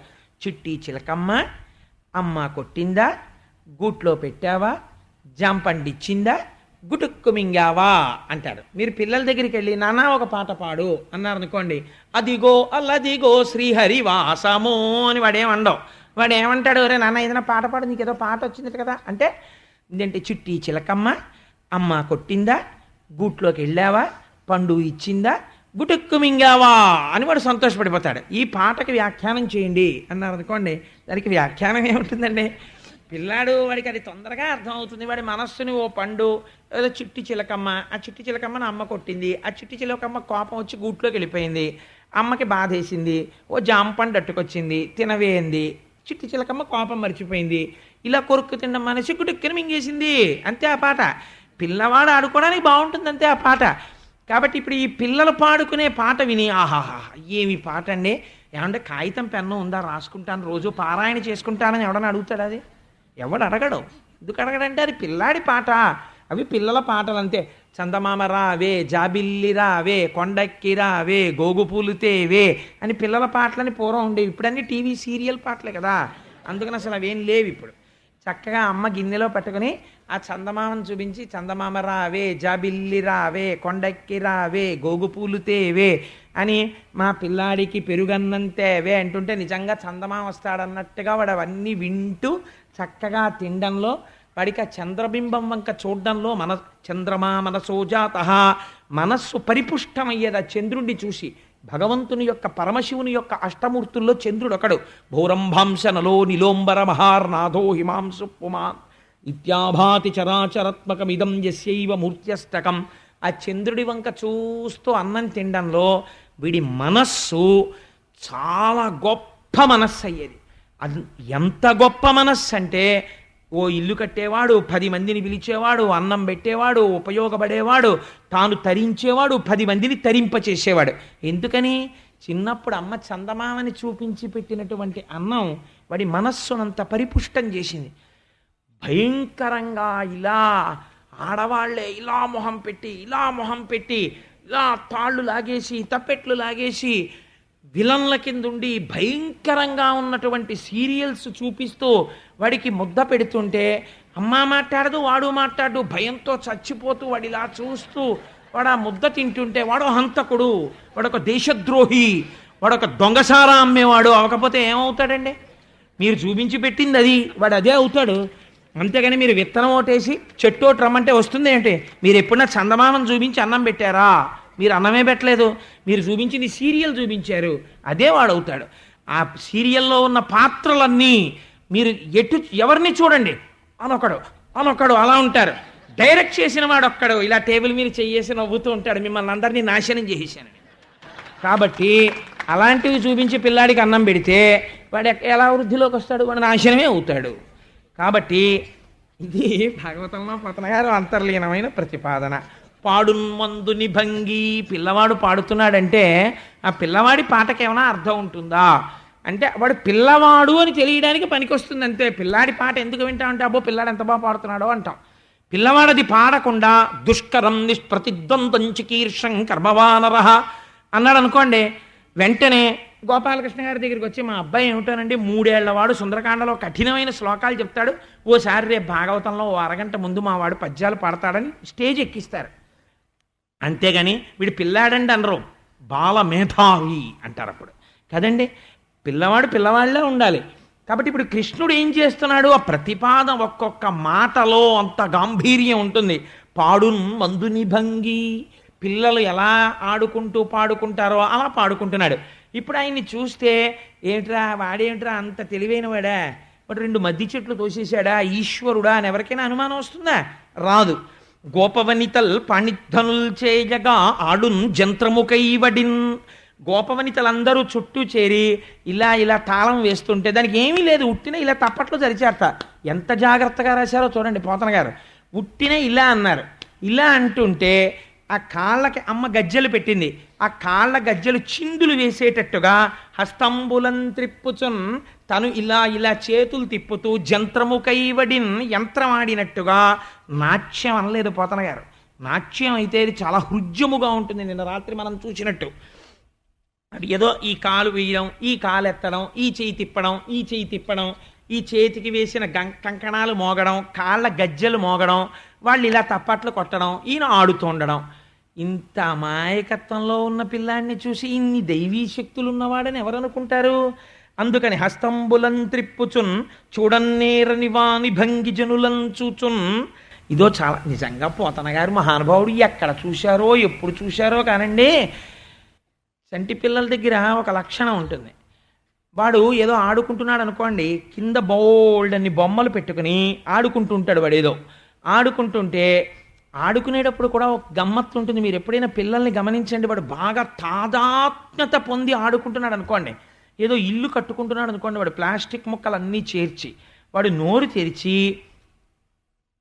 అని పెట్టి 2 పెదవుల మధ్యలోంచి నాలుక బయట పెట్టి ఇలా పెట్టుకుని అందులో లీనమైపోయి ఉంటాడు వాడు. ఆ లీనం అయిపోయినప్పుడు ఎదురుగుండా వచ్చి 2 పాదాలు కనపడ్డాయి అనుకోండి, ఎవరో వచ్చి నిలబడ్డారని వాడికి అనుమానం వస్తుంది. అవి అమ్మ కాళ్ళు, నాన్న కాళ్ళు, తాత కాళ్ళు వాడు గుర్తుపడతాడు. వాడు ఆ పాదాల వంక చూసి మెల్లిగా ఇలా కెమెరా ఎత్తినట్టు ఎత్తుతాడు. తల ఎత్తి ముఖం ఇంకోటి కనపడింది అనుకోండి, వాడికి ఇంత పూర్వం తెలియని ముఖం ఒకటి కనపడింది అనుకోండి, అన్కనెక్టెడ్, మనకు అనవసరం వీడితో అని వాడి పనిలోకి వాడు వెళ్ళడం. వాడు ఏం చేస్తాడంటే ఎవరైనా ఇలా నా దగ్గరికి వచ్చి నించున్నాడని అలా చూస్తూ ఉండిపోతాడు. అది బాల్య చేష్ట, ఏమీ తెలియని పిల్లలు అలా చేస్తారు. కృష్ణుడు ఆడుకుంటూ ఆడుకుంటూ అక్కడికి వెళ్ళి నిలబడితే పోతన గారు నిలబడ్డారు అలాగా. అది పోతన గారి గొప్పతనం. మానసికంగా పోతన గారు వెళ్ళి నిలబడితే ఆడుకుంటున్న బాలకృష్ణుడు ఇలా తలెత్తి పోతన గారి వంక చూస్తూ ఏమిటి యశోద కాదు, నందుడు కాదు, పోతన గారు అని ఇంకా గుర్తుపట్టనట్టుగా ఇలా చూస్తున్నట్టుగా దర్శనం చేస్తున్నారు ఆయన. అందుకని కొత్తవాణ్ణి చూసినట్టు చూస్తున్న కృష్ణుడు బాలుడు కాడని మీరు అనగలరా? అలా నటిస్తున్నాడు. ఎంత నటన చేస్తున్నాడో చూడండి.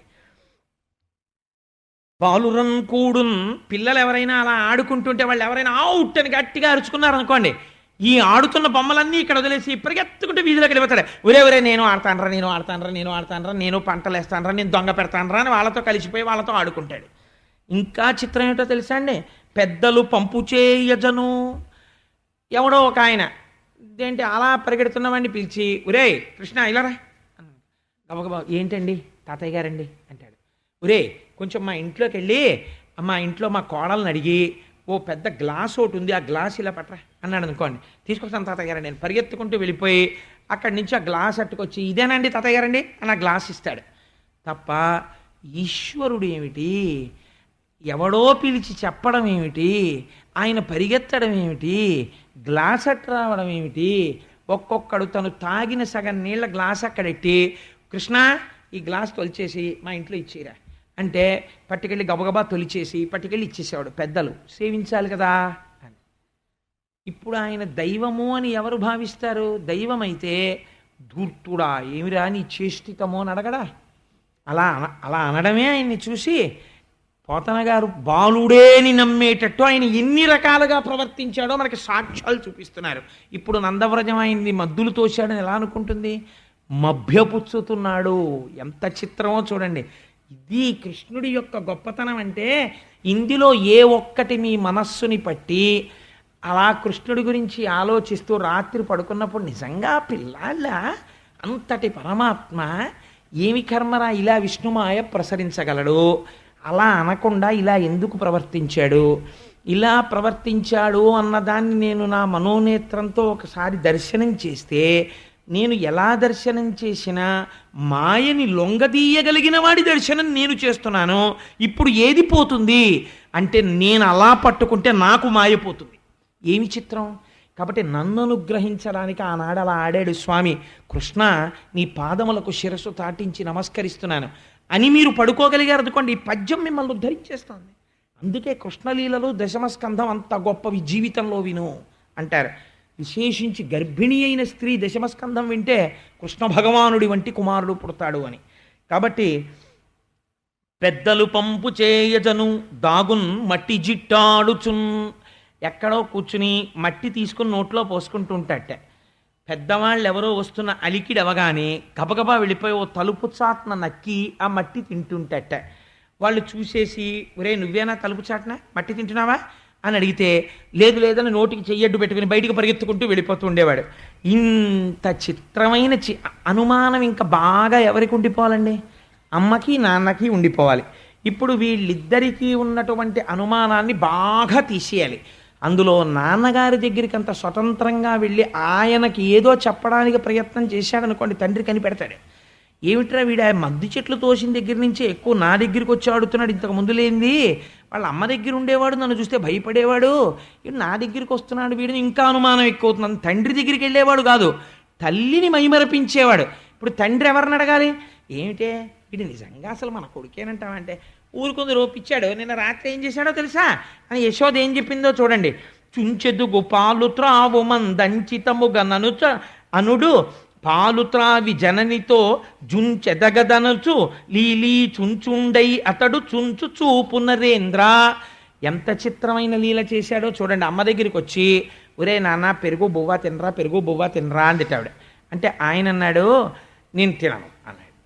రోజు కూడావే అంటే ఆవిడంది ఆయనకి జుత్తు మహా ఇష్టం, పెద్ద మంచి ఉంగరాల జుత్తు, ఇదిగో ఇక్కడ ఉన్నాడు కదా అలాగే పెద్ద ఉంగరాల జుత్తు. అందుకని ఆవిడంది ఏదో మభ్య పెడదామని, నాన్న పెరుగు అన్నం తింటే జుత్తు పెద్ద జుత్తు వస్తుంది, చక్క ఉంగరాల జుత్తు వస్తుంది, ఇంత జుత్తు వస్తే దాని మీద నాన్నగారికి చెప్పి నీకు కిరీటం చేయిస్తాను, కిరీటం పెట్టుకుని నెమలీక పెట్టుకుని నువ్వు ఆడుకుంటుంటే అంత జుత్తు మిగిలిన పిల్లలకు ఉండదు కదా, అందరూ వచ్చి కృష్ణ కృష్ణ నీకు ఇంత జుత్తు ఎక్కడిది అని నీ జుత్తు ఇలా చూస్తారు, ఎంత బాగుంటుందో చక్క బోతిని అనేది. అంటే అమ్మిలా చెప్పగానే ఏమీ తెలియని వాళ్ళ కళ్ళిలా పెట్టి విని తినేస్తాననేవాడు. అని 2 ముద్దలు తిని జుత్తిలా తీసి అమ్మ మరి పెరగలేదే అనేవాడు. అంటే ఇప్పుడు యశోద పక్కున్నవి ఇప్పుడు బువ్వ తింటే ఇప్పుడే పెరిగిపోతుందా అని అడిగేదిట. ఇప్పుడు రాత్రి నందుడు అడిగాడు అనుకోండి, ఏమీ నిజంగా మన పిల్లాడు ఊరుకుందరు, వాడికి అమాయకత్వం, వాడేమో ఇప్పుడు బువ్వ నాన్న పెరుగు బువ్వ తింటే జుత్తు పెరుగుతుందిరా అంటే 2 ముద్దలు తినేసి అమ్మ నా జుత్తు పెరగలేదే అని ఇలా చూపించాడు, అలా అందామన్నా లేదు నాకు అని ఇదేంటి అన్నట్టుగా చుంచెదుగు పాలు త్రావు మందంచితము నన్న అనుడు పాలు త్రావి జననితో జుంచెదగదనుచు లీలీ చుంచుండై అతడు చుంచు చూపు నరేంద్ర. ఇంకొకసారి ఇంకా అమ్మ అనుమానం బాగా నివృత్తి చెయ్యాలి. 2 మన మనస్సులో అలా కనపడాలి. మీరందరూ ఇప్పుడు ఒక నవ్వు నవ్వారంటే అదొక పరీక్ష. ఎందుకో తెలుసా అండి, ఆ లీల మిమ్మల్ని పట్టిందా లేదా. మీ అందరికీ ఇప్పుడు మాట వింటున్నారు కానీ శబ్దం ఇక్కడ మీ అందరూ నిన్న గోపాలకృష్ణ గారు తెచ్చినట్టు ప్రొజెక్టర్ తెచ్చేసుకుంటున్నారు, ఒక స్క్రీన్ తెచ్చేసుకుంటున్నారు. నేను చెప్పడం చెప్తున్నాను కానీ పోతన గారు మనకు అటువంటి భిక్ష పెట్టారు. మీ అందరూ యశోద పెడుతున్న పెరుగు బువ్వ తింటున్నవాడు జుత్తిలా చూపిస్తున్న కృష్ణుణ్ణి ఇక్కడ చూస్తున్నారు మీరు. అదే మీ పాప రాశిని ధ్వంసం చేసేసి మిమ్మల్ని భగవంతుడి వైపుకి తీసుకెళ్ళిపోతాను. అదే దశమ స్కంధానికి ఉన్న శక్తి. కాబట్టి సెలగోల పట్టుకొని జలకలశములో నీడ చూచి కలశయుతుండై సెలగోల పాపడొకటిదే తలచెన్నను కొట్ట నన్నుచు తల్లికి చెప్పెన్. పెరట్లోకి వెళ్ళి సెలగోల అని పూర్వం ఇప్పుడంటే లేవు, ఇప్పుడంతా ప్లాస్టిక్ బకెట్లే కదండి, దిక్కుమాలిన గోళ ఒక్కొక్కటి సంస్కారం పోయేవి కదా. సెలగోలని ఇళ్లల్లో ఉండేవి చక్కగాను. అదేంటి పిల్లలు దిగితే మోకాలు లోతు ఉండేది. చిన్నతనంలో మా పిల్లలు ఆడుకుంటుండేవారు, మా మామగారికి ఉండేది అది. ఈ స్టేజ్లో ఈ సగం అంత ఉంటుంది, ఇప్పటికీ కొన్ని ఇళ్లల్లో ఉంటుందేమో నాకు తెలీదు. అటు ఇటు పట్టుకుంటే పెద్ద పెద్ద చెగోడీలు అంత చెవులు ఉంటాయి వాటికి. ఆ చెగోడీలు లాంటివి పట్టుకుని తీసుకెళ్ళి లోపల పెడుతూ ఉంటారు. అందులో ఏం చేస్తారంటే పిల్లలకి కాస్త వేడి నీళ్ళు గోరువెచ్చటి చేసేసి చక్కగా ఉంచేస్తే అందులో పిల్లలు దిగిపోయినా కూడా చక్కగా ఆడుకోవచ్చు వాళ్ళు. అందులోకి గబుక్కుని పడిపోయినా వాళ్ళు లేవగలరు, ఆ రెండంచులు పట్టుక లేవగలరు, వాళ్ళకేం ప్రమాదం సంభవించదు. అలా ఉంటాయి ఆ తొట్లు. ఇప్పుడు మా పిల్లల చిన్నతనంలో పెద్దాపురంలో ఉండగా మా మామగారి ఇంట్లో ఉండేది అలాంటిది, పెద్దది విశాలంగా. అందులో నీళ్లు పోస్తుండేవాళ్ళం. అందుకని ఆ నీటి ఎందంత విశాలంగా ఉంటుందేమో, చేతిలో చిన్న కర్ర పట్టుకుని ఆ దూడల వెంట తిరుగుతూ ఉండేవాడు. ఆ దూడల వెంట తిరుగుతూ ఉండడంలో ఓసారి ఎందుకో ఈ నీళ్లు కదలిక లేకుండా కనపడ్డాయి.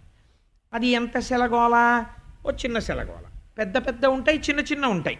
వీళ్ళు ఆ కర్ర పట్టుకుని ఆ నీళ్ళల్లో ఇలా చూశాడు. కర్ర పట్టుకుని ఇంకో పిల్లాడు కనపడ్డండి మరి ప్రతిబింబం. కనపడగానే అమ్మ బాబోయ్ నన్ను కొట్టడానికి వస్తున్నాడని వెనక్కి వెళ్ళిపోయాడు. మళ్ళీ వెళ్ళి చూశాడు. ఈయన ఎంత ఎలా చూస్తున్నాడో ఆయన అంతలా చూస్తున్నాడు. అమ్మో కొట్టేస్తాడని వెనక్కి వెళ్ళిపోయాడు. మళ్ళీ చూశాడు, ఆయన మళ్ళీ ఇలా చూస్తున్నాడు. ఈ మాట కనపడితే కొట్టేద్దామని కర్ర పెట్టి చూశాడు. ముందు ముందు కర్ర కనపడింది ఈయనకి. అమ్మో వీడు కొట్టేస్తాడు రోయ్ అని చెప్పి కదపకుండా సెలగోల పట్టుకుని జాగ్రత్తగా ఇంట్లోకి తీసుకెళ్ళి అక్కడ పెట్టి అమ్మ దగ్గరికి పరిగెత్తుకెళ్ళి అమ్మ అమ్మ అమ్మ ఇలా రా. ఏమైందిరా అంది యశోద. అమ్మ నన్ను కొట్టాలని కర్ర పెట్టుకుని ఒకడు ఆ సెలగోలలో దాక్కున్నాడమ్మా అన్నాడు. ఎక్కడ దాక్కున్నాడు రా అంది ఆవిడ వచ్చి చూసి. అంటే అమ్మ నేను చూపిస్తాను చూడమ్మా, కర్ర పట్టుకుని అచ్చు నాలాగే ఉన్నాడమ్మా, నా మీదకి వస్తున్నాడు కర్ర పట్టుకుని. ఏది చూపించు అంటే ఇలా కర్ర పెట్టుకు చూసి అమ్మ అడుగోనమ్మా అని. ఓరి పిచ్చివాడా నీ ప్రతిబింబం రాది అని ఎత్తుకుని అమ్మ గట్టిగా కౌగలించేసుకుని ముద్దులు పెట్టేసుకుంది ఆ బొగ్గ మీద. అయ్యో నేనేనా అన్నాడు ఏమీ తెలియని వాళ్ళ. యశోద పొంగిపోయింది. అయ్యో నా కొడుకు ఎంత మాయకుడో అనుకుంది. ఇప్పుడు ఈ లీల ఎవరిని పట్టింది? సెలగోలలో బింబ ప్రతిబింబాలని మీరు చూశారు కదా. అదే మన జన్మాంతర కర్మ పాశములను తెంచుతుంది, పాపాన్ని ధ్వంసం చేస్తుంది. సరికదా ఈ లీలలకున్న గమ్మత్తు ఏమిటో తెలుసా అండి? చాలా లలితముగా లాలిత్యముతో ఉంటాయి. కాబట్టి గర్భస్థమైనటువంటి శిశువు మీద, పిండం మీద ఈ విన్నటువంటి ఆనందం, ఆ మనస్సు, అమ్మ మనస్సు పొందుతున్న ఆనందానుభూతిని పిండం పొంది పరమ ఆనందాన్ని పొందుతుంది. పొందడంలో గొప్ప మేధాసంపన్నుడైనటువంటి వాడు కొడుకుగా పుడతాడు. అందుకే ఇంట గర్భిణి అయిన కోడలుంటే పూర్వకాలంలో అయా మా ఇంటికి వచ్చి ఒక 10 రోజులో 15 రోజులో దశమస్కంధం చెప్దురు కృష్ణలీలలు అనేవారట. ఎందుకంటే ఇప్పుడు అది తాళలోకి వెళ్ళిపోయాయి కనుక. కాబట్టి ఒకనాడు గోపాలబాలురందరూ ఈ గోపకులు కలిసి వాళ్ళు ఒక మాట అనుకున్నారు. ఈ నందవ్రజంలో ఒకదాని వెంట ఒకటి ఉత్పాతములు వస్తున్నాయి. చిన్ని కృష్ణుడు పుట్టినప్పటి నుంచి ఎంతమంది రాక్షసులు వచ్చారో, ఎన్ని రూపాలతో వచ్చారో ఈ పిల్లవాడి మీద పడుతున్నారు, ఇతన్ని సంహరిద్దాం అనుకుంటున్నారు. కేవలం భగవంతుని యొక్క నిర్హేతుకమైన కృప, ఆ శ్రీమన్నారాయణుడు కాపాడుతున్నాడు, మనం కాపాడటం లేదు. ఇది వాళ్ళ భక్తి. వాళ్ళు ఎప్పుడూ ఈశ్వరుడితో అనుసంధానం చేస్తారు. ఆ శ్రీమన్నారాయణుడే రక్షించకపోతే ఈ పిల్లవాడు జీవించగలడా? కాబట్టి ఇక్కడ ప్రమాదములు వస్తున్నాయి. కాబట్టి మనం ఈ ప్రాంతాన్ని విడిచిపెట్టేద్దాం. ఇక్కడికి దగ్గరలో బృందావనము అని ఒకటి ఉంది. ఆ బృందావనంలో భగవంతుని యొక్క సంబంధము కలిగినటువంటి మహర్షులు కూడా వచ్చి అక్కడ కూర్చుంటూ ఉంటారు. ఇప్పటికీ మనకి భారతదేశంలో అత్యంత పవిత్రమైన ప్రదేశములుగా చెప్పబడేది ఏదో తెలుసా అండి? బృందావనం. బృందావనంలో మట్టి తీసి నోట్లో వేసుకుంటే వాడంత అదృష్టవంతుడు ప్రపంచమునందు లేడు. భరతఖండంలో పుట్టినవాడు స్వతహాగా పొందిన గొప్ప ఐశ్వర్యాలు ఏవంటే, ఒకటి గంగా, రెండు బృందావనము, వెంకటాచలము, శ్రీశైలము. నేను ఎందుకన్నానో తెలుసా అండి? మీకు ఎక్కడైనా ధ్యానం కుదరకపోవచ్చు, శ్రీశైలంలో కుదురుతుంది. కారణం ఏమిటో తెలుసా అండి? అందుకే శంకర భగవత్పాదులు శివానంద లహరిలో 51వ శ్లోకంలో మధ్యలోకి తీసుకెళ్లి శ్రీశైల ప్రస్తావన చేశారు. అసలు క్షేత్రాల పేర్లు శంకరాచార్యులు వారు ఎక్కువ రాయరు. అలాంటిది శ్రీశైలం గురించి రాశారు. శ్రీశైల శృంగపు హరేషు కదోపలభ్యే గాత్రం యదామ మలతాహ పరివేశయంతి అంటారు. ఆ శ్రీశైలము యొక్క కొండ గుహలో కూర్చుంటే తొందరగా ధ్యాన సిద్ధి కలిగి మనోలయం అవుతుందిట. శ్రీశైలం కొండకున్నటువంటి శక్తి అటువంటిది. ఈ మధ్యన మనస్సు ఉవ్విళ్ళూరుతోంది, ఒకసారి శ్రీశైలం వెళ్ళాలని. అందుకని తొందరలో ఎప్పుడప్పుడు వెళ్ళి శ్రీశైలం దర్శనం చేసుకుని రావాలి. కాబట్టి ఇలా పరమాత్మ మనం బృందావనానికి వెళ్ళిపోతే మనం అందరం చాలా ప్రశాంతంగా హాయిగా గడపచ్చు. అక్కడ సమృద్ధిగా నీరు దొరుకుతుంది, చక్కగా ఎత్తుగా పెరిగినటువంటి పచ్చిగడ్డి దొరుకుతుంది, మన పశువులు కావలసినంత గడ్డి మేస్తాయి, మనందరం భద్రంగా ఉండొచ్చు. కాబట్టి బృందావనానికి వెళ్ళిపోదాం అన్నాడు. అక్కడ ఉన్నటువంటి గోపకుల్లో ఒక పెద్ద ఆయన పేరు ఉపనందుడు. వెంటనే పెద్దల మాట విన్నారు. గోపాలురు బాగుపడడానికి కారణం ఏమిటో తెలుసా అండి? ఈశ్వర ప్రచోదితంబై అంటారు పోతన గారు వచనంలో. ఈశ్వరానుగ్రహమైన ఆలోచన పెద్దలకు వచ్చినది. ఈ పెద్దల మాట వినడం గోపకులంలో తెలుసు, కాబట్టి వాళ్ళు బాగుపడ్డారు. కాబట్టి ఏమైంది? ఉత్తర క్షణం వీళ్ళందరూ బయలుదేరి వెళ్ళిపోయారు. ఆడవాళ్ళందరినీ బళ్ళెక్కించేశారు. ఆవులు నడుస్తున్నాయి, ఎద్దులు నడుస్తున్నాయి, దూడలు నడుస్తున్నాయి. గోపాలబాలురు అందరూ చేతిలో ధనస్సులు విల్లంబులు పట్టుకున్నారు. గభాలన ఇన్ని ఆవులు ఇన్ని దూడలు చూసి ఏమైనా ఉపద్రవం వస్తుందేమో అని చెప్పి ఇంతమంది నడిచి బృందావనం వైపుకి వెళ్ళిపోతున్నారు. వెళ్ళిపోయి ఆ బృందావనం చేరుకున్నారు. అర్ధచంద్రాకారంగా బళ్ళన్నింటినీ నిలబెట్టారు. ఈ మధ్యలో వీళ్ళందరూ తాత్కాలికంగా విడిది చేశారు. వసుధైక కుటుంబం అంటే ఇది. వాళ్ళందరూ ఎవరండి? అందులో నందుడు కూడా ఉన్నాడు, రాజు. కానీ వాళ్ళు ఎలా తిన్నారో, వాళ్ళు ఇళ్ళు కట్టుకునే వరకు బృందావనంలో ఎలా ఉన్నారో చూడండి. అన్ని బళ్ళు అర్ధచంద్రాకారంగా నిలబెట్టారు. నిలబెడితే అవే వాళ్ళకి ఒక చిన్న గోడ లాంటిది. ఆ మధ్యలోకి గోపకాంతల్ని పెట్టారు. పై ప్రాకారముల యందు పై వరుసలలో గోపబాలురు నిలబడ్డారు. తింటే అందరూ తినడం, పడుకుంటే అందరూ పడుకోవడం. ఇప్పుడు మొత్తం నందవ్రజం ఆవులతో, బళ్లతో, దూడలతో ఎవరితో కలిసి ఉన్నది? కృష్ణుడి బలరామకృష్ణులతో కలిసి ఉన్నది. శేషుడితో, శ్రీమన్నారాయణుడితో కలిసి తింటోంది, కలిసి పడుకుంటోంది. వీళ్ళందరూ బృందావనంలో లేవగానే ఆవుల్ని దూడల్ని తోలుకోవడానికి వెళ్ళిపోతారు. పిల్లల్ని పెంచేటప్పుడు ఎలా పెంచాలో చూపిస్తోంది బృందావన లీల. నందుడు, మీరందరూ అలా ఉండండి, నేను పరిపాలకుణ్ణి కదా ఎక్కడికొచ్చినా, అందుకని నాకు చిన్న పాకేయండి అందాక నేను అందులో ఉంటానన్నాడు అనుకోండి. కృష్ణుడు కలవలేడు. మిగిలిన బాలురతో ఎలా కలుస్తాడు? కలవడు. నందుడు కలిశాడు, పిల్లలు కలిశారు. నీ పిల్లలు సమాజానికి పనికి రావాలి. నువ్వు 10 మందితో కలవడం నేర్చుకో. నువ్వు పనికి రావడం నేర్చుకుంటే ఈ పిల్లలకి పనికి రావడం అలవాటు అవుతుంది. మా నాన్నగారిలో మేము ఎందుకు ఉండలేము అని వాళ్ళు ఉంటారు, 10 మందితో కలుస్తారు. నువ్వు రిజర్వేషన్స్ పెంచుకుంటే, రిజర్వేషన్స్ అంటే నా దృష్టిలో హద్దులు పెంచుకుని నేను వాళ్ళతో కలియడం ఏమిటి, నేను వీళ్ళతో కలియడం ఏమిటి అని ఒక ఫాల్స్ ఈగో, ఒక అహంకారాన్ని ఇక్కడ పెంచుకున్నావు అనుకో, నీకు అన్నిటికన్నా మర్యాద జీవితంలో ఏది? నిన్ను చూడగానే 10 మంది సంతోషపడిపోవాలి. ఆయన వచ్చారా అని నిన్ను చూసి 10 మంది సంతోషిస్తే నీ జన్మకి ఇంకంతకన్నా సార్థకత లేదు. నిన్ను చూడగానే అమ్మో వచ్చాడు రోయ్ అనుకున్నారనుకోండి, నీ జన్మకి ఇంకంతకన్నా దారుణం లేదు. ఎలా బ్రతకాలనుకుంటున్నావో నీ ఇష్టం. కృష్ణుణ్ణి ఎలా తీర్చిదిద్దుతున్నాడో చూడండి నందుడు. ఇది పెంచవలసినటువంటి విధానం.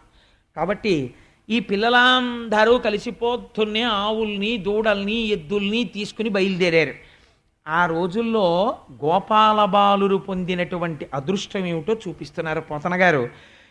వేణువులూదుచు వివిధ రూపములతో గంతులు వైతురు కౌతకమున కురుకంబళాదుల గోవృషంబుల పన్ని పరవృషంబులని ప్రతిభక్తింతు రల్లులు దట్టించి అంఘ్రుల గజ్జెలు మెరయదన్ను దన్నుదురోలి ముమ్మరముగా పన్నిదంబుల వైచి ఫలమంజరుల కూల్చి వ్రేటులాడుదురు ప్రావీణ్యమప్ప వన్య జంతు చయంబుల వానివాని పదురుచు వంచించి పట్టబోదు అంబుజాకరముల జల్లులాడ చనుదు రాకుమారులు బాల్య విహారులగుచు.